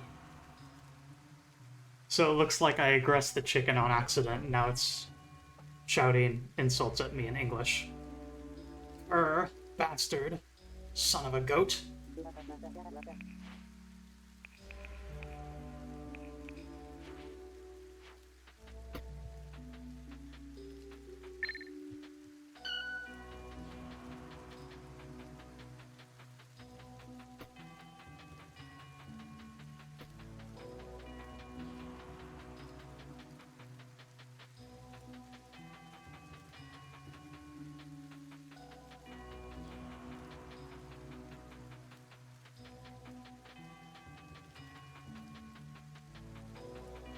I hope that I'm able to illustrate, though, that this playthrough that I'm doing here, as we get toward the hour-and-a-half marker of me streaming, is really, really, really only scratching the surface of what this game is. The door remains unpassable. You have no means to open it. This is a big and rather ornate game, and I think this is built across the span of 10 years by one of the co-creators of the game Fable for the Xbox.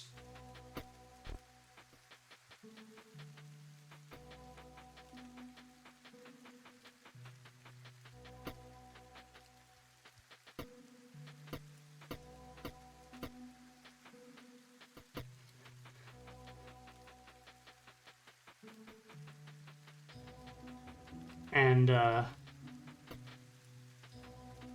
so again, if this is something that seems interesting to you, I do genuinely recommend trying this out.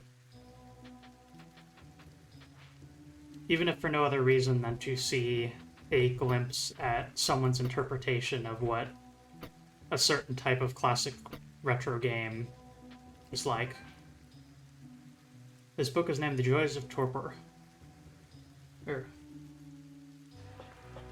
Softy Sopor? Softitan? Torpor. Whatever. The Joys of Torpor. A seemingly nonsensical treatise on the benefits of being forced to do everything twice as slowly. Its advice seems counterintuitive at best. The book Amber Play details the use of amber madness in producing a manic state where the afflicted gain superhuman speed while insane. Sounds unsettling. The Tether seems controversial or even heretical. Its central premise is that all of humanity is unknowingly enslaved by a single malevolent alien intelligence. Ancient Siberin 3. One word catches your eye. Mull, which means madness. A book named Teasing Topiary tells of how certain Wintershoals bushes have been planted to spell out a three-letter word. The fact that the word is apparently not rude is surprising.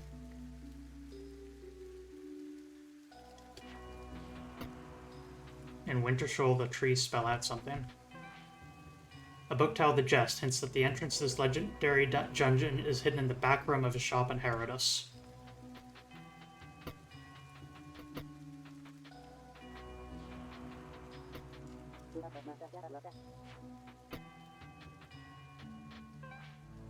The book About a Trickster suggests ways in which one may serve death harlequins with increasingly murderous levels of piety. Satire, perhaps? Who can say?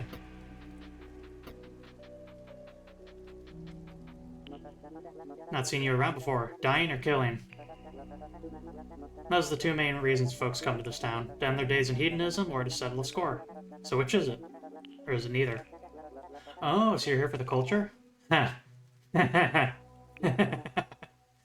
Excuse me. That is hilarious.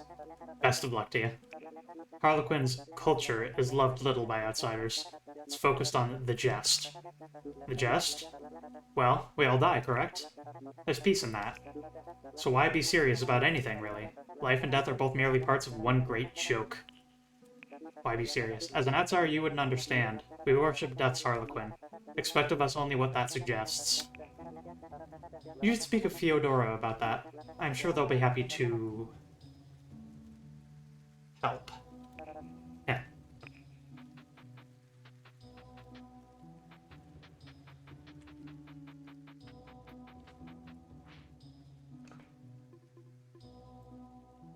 I think the map in this game is very charming looking. Like, obviously, at maximum zoom out, it's kind of incomprehensible at the moment because we haven't uncovered very much, but when you zoom in, I find how this looks to be really cute. This game's got a very specific art direction that I haven't really seen before. I think I described it in my going live announcement as being like a pixel art Black Velvet sort of feeling.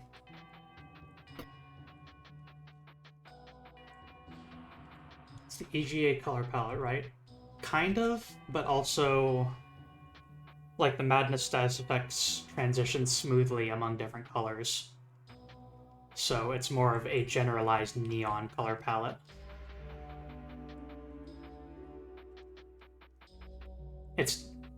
Let's see.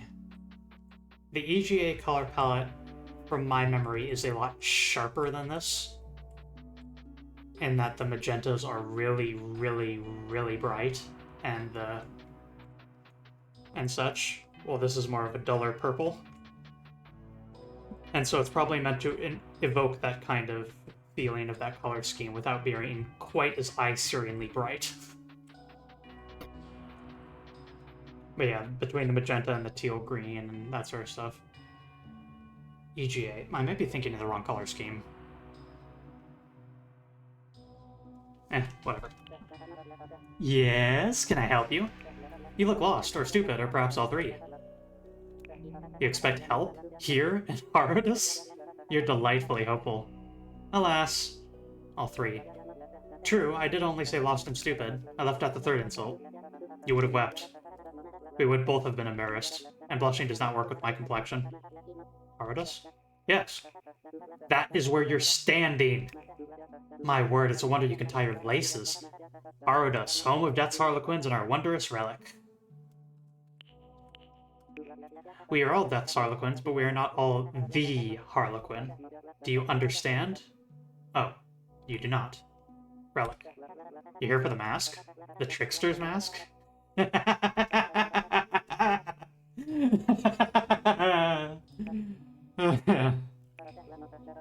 Oh, you're not joking. Harlequin. A wonderful master with such amusing boons. The Harlequin's gifts are such fun, deadly, and some say a little creepy, but so entertaining. Enjoy. Understand. Good, good. I hate to presume. do not. We are Harlequins, but the Harlequin is quite a different thing. Joking. We are Death's Harlequins. You seek our most prized treasure. This is presumably in aid of becoming the next Archon? Yes. Oh, I thought as much. How delightful. You will die. But you probably know that already. Of course I do. Oh yes, all who enter the Jest die in there. I'll accept Archons, of course. But if you insist, then I'll speed you on your way.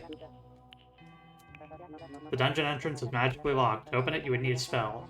A phrase, in fact. Yes, we decided to make it a little more fun. We'll have parts of the phrase all around Caldera. Find it and then speak the phrase near the entrance. Here, maybe this riddle will help? We're together.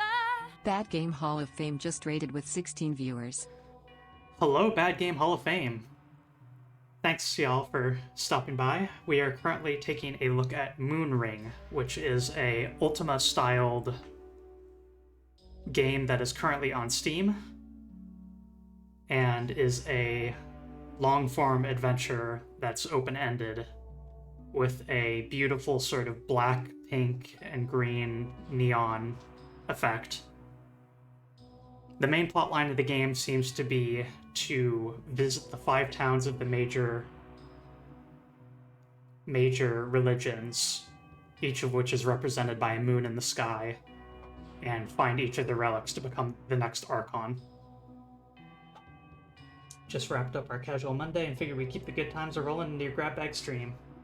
Thanks as always, and yeah, we do kind of run a similar show, don't we? Bad Game Hall of Fame are all real ones. Let me do a quick shout out here.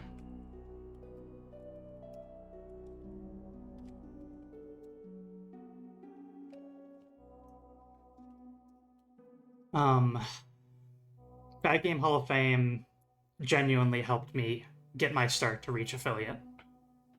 They're one of my first 50 followers that helped me reach the break point and joined me in my Getting Over It with Bennett Foddy marathon stream that allowed me to pass over that barrier. Very cool community. Very friendly. Or perhaps not. Let us see. After a moment of scribbling, they hand you a note. There you go. One riddle. Glad we could help. Your winner.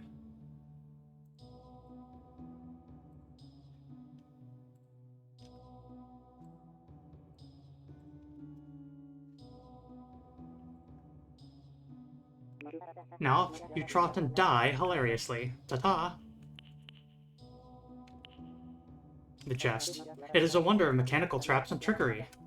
I'd love to observe your failure, but it'll be so swift it's hardly worth the walk. And these shoes are not cheap. Or comfortable, for that matter.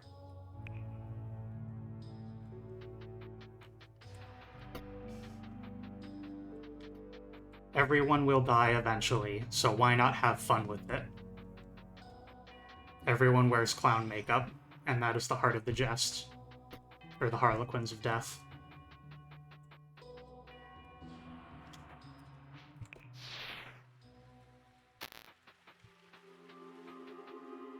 Oh. Light coming from here. As you lay your hands upon the stone, you see a vision in the web. Great mountains split by a river, and a town huddled among the rocks. You mark the location on your map as a question mark. This monolith seems to be surrounded by a shimmering barrier. Evidently something more is needed to access this part of the web. As you lay your hands upon the stone, you see a vision of the web. A dense forest, wood smoke hanging in the air, and a silent rush of wolves. Mark the location on your map as a question mark. As you lay your hands upon the stone, you see a vision in the web. Ragged hills overlooking the sea and a pair of tall stones standing like proud sentinels. You mark the location on your map as a question mark. But yes, this is Moonring, and it is freeware on Steam. I don't recall if I mentioned that since Bad Game Hall of Fame came in.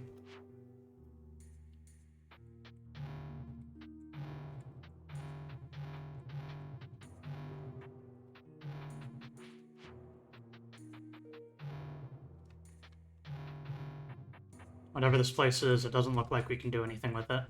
But we did gain insight on a few locations.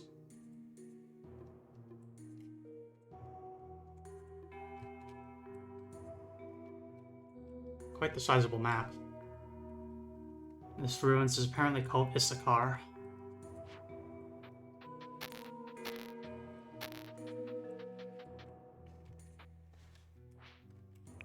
We have a lot of stuff on us.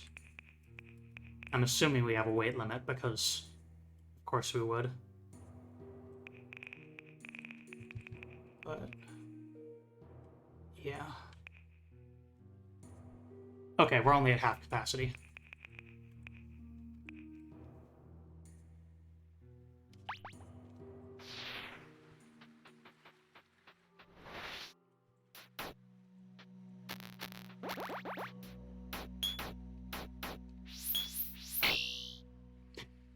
Well, this has gone very badly very quickly. You're found in the wild by a passing trader and nursed back to health.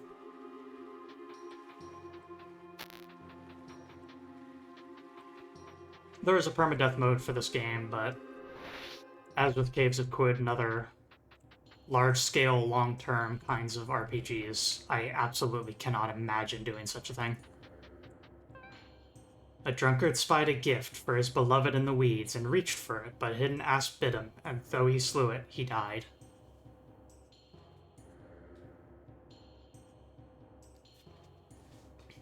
One second here.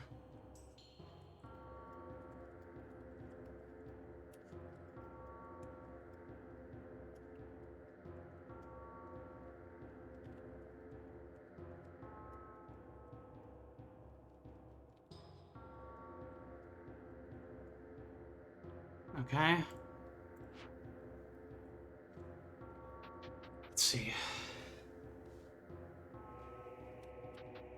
Drunk, so we start with cup.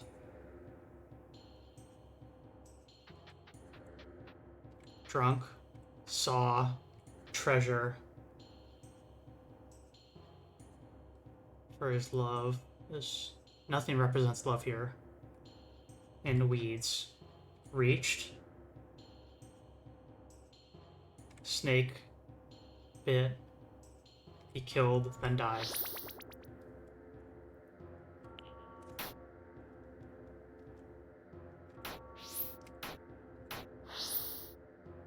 Spectron Light uses summon blades.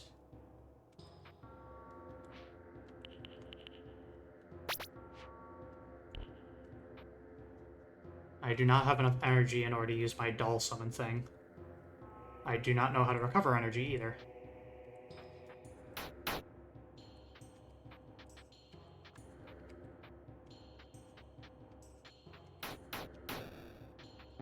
Okay, we can go around here in order to regain our poise.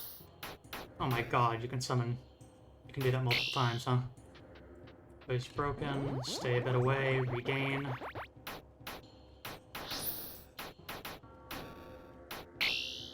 Poise broken.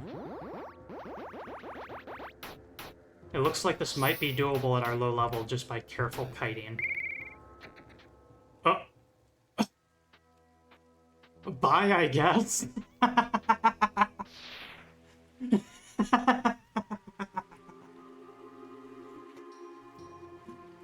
I don't think he's supposed to do that.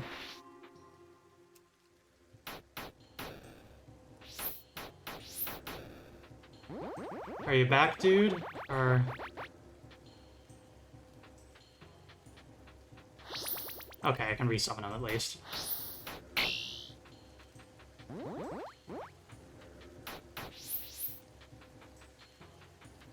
Can you imagine that, though?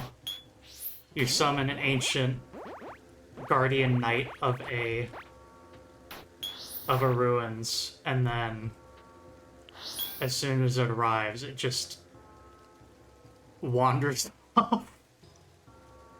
It's like fighting you, defending its territory, and then it's like, ah, screw this, and just flies into the sun. Some creatures are completely immune to physical attacks of any sort. They can only be blasted with magical weapons or certain wands.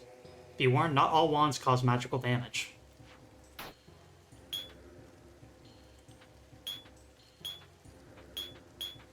Cool, the distracting doll is annoying the swords.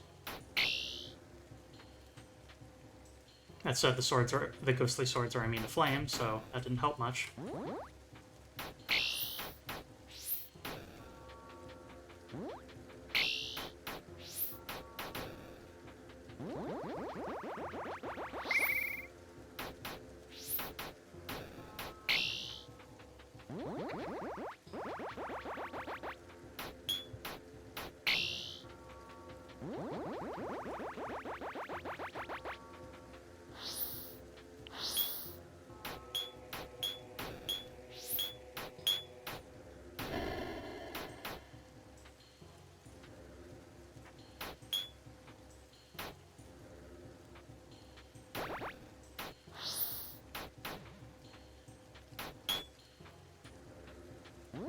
Almost got him.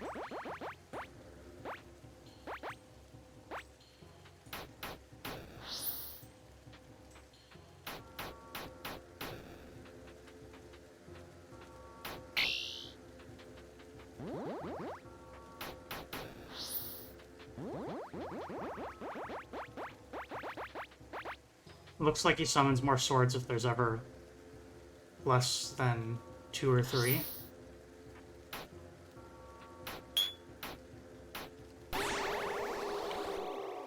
Oh.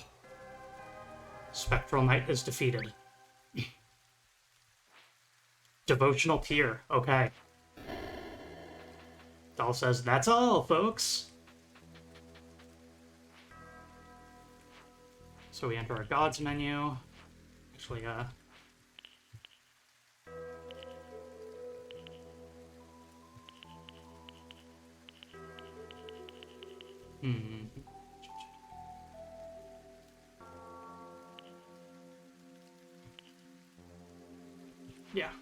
So, inventory.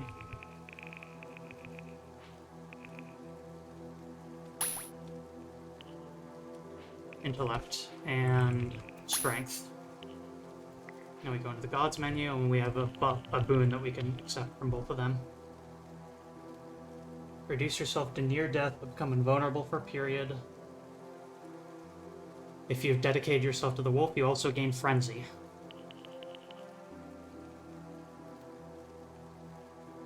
See everything. Even that which is hidden.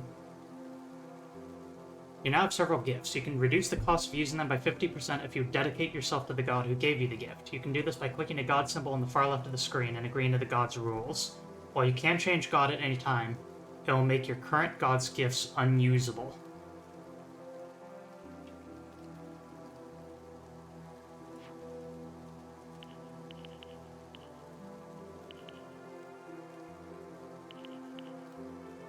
So you can choose to dedicate, but if you do decide to dedicate to somebody, then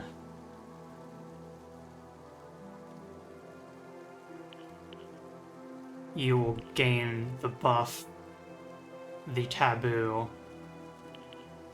and will lose access to them if you switch. Something like that.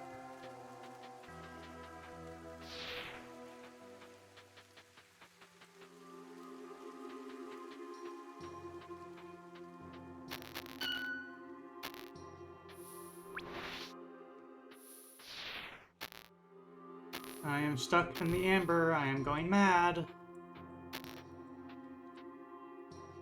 Okay.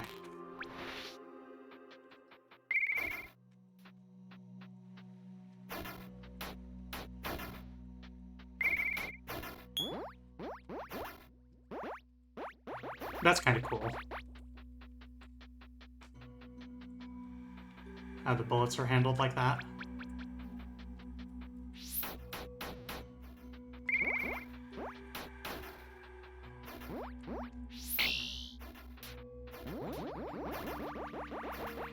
This run appears to be filled with horrible automatons.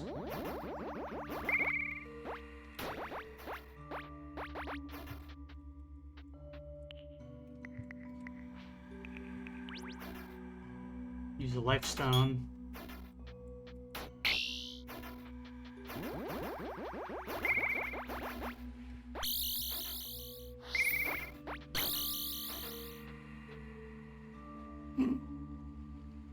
Oh, I'm dead.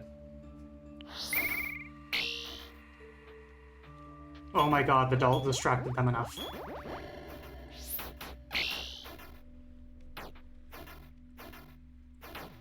Of course, I didn't take the opportunity to actually exit. You're found in the wilds by a passing critter and nurse back to health.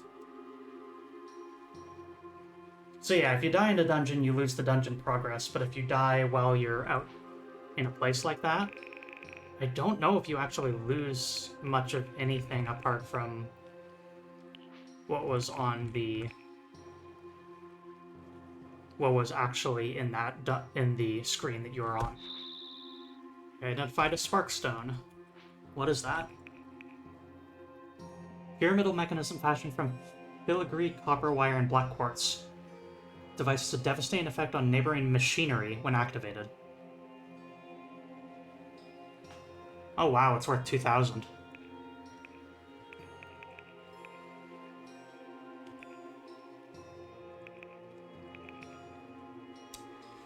In any case, though, I do think that will about do it for today's stream.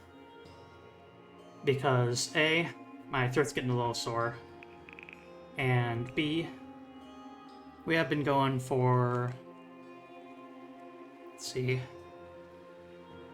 hour and 50 minutes, something like that.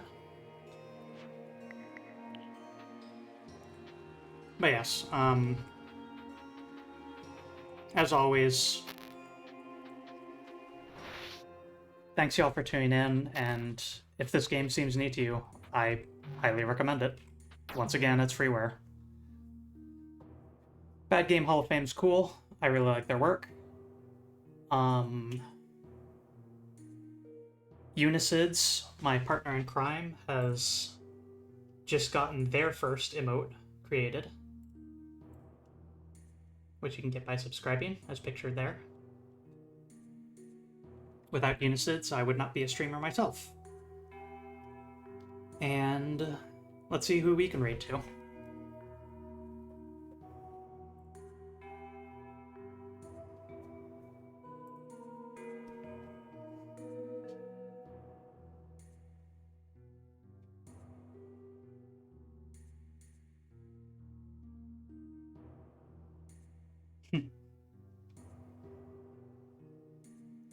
Oh, Free Viving Friend Day. I thought that said Friday, and I'm like, okay.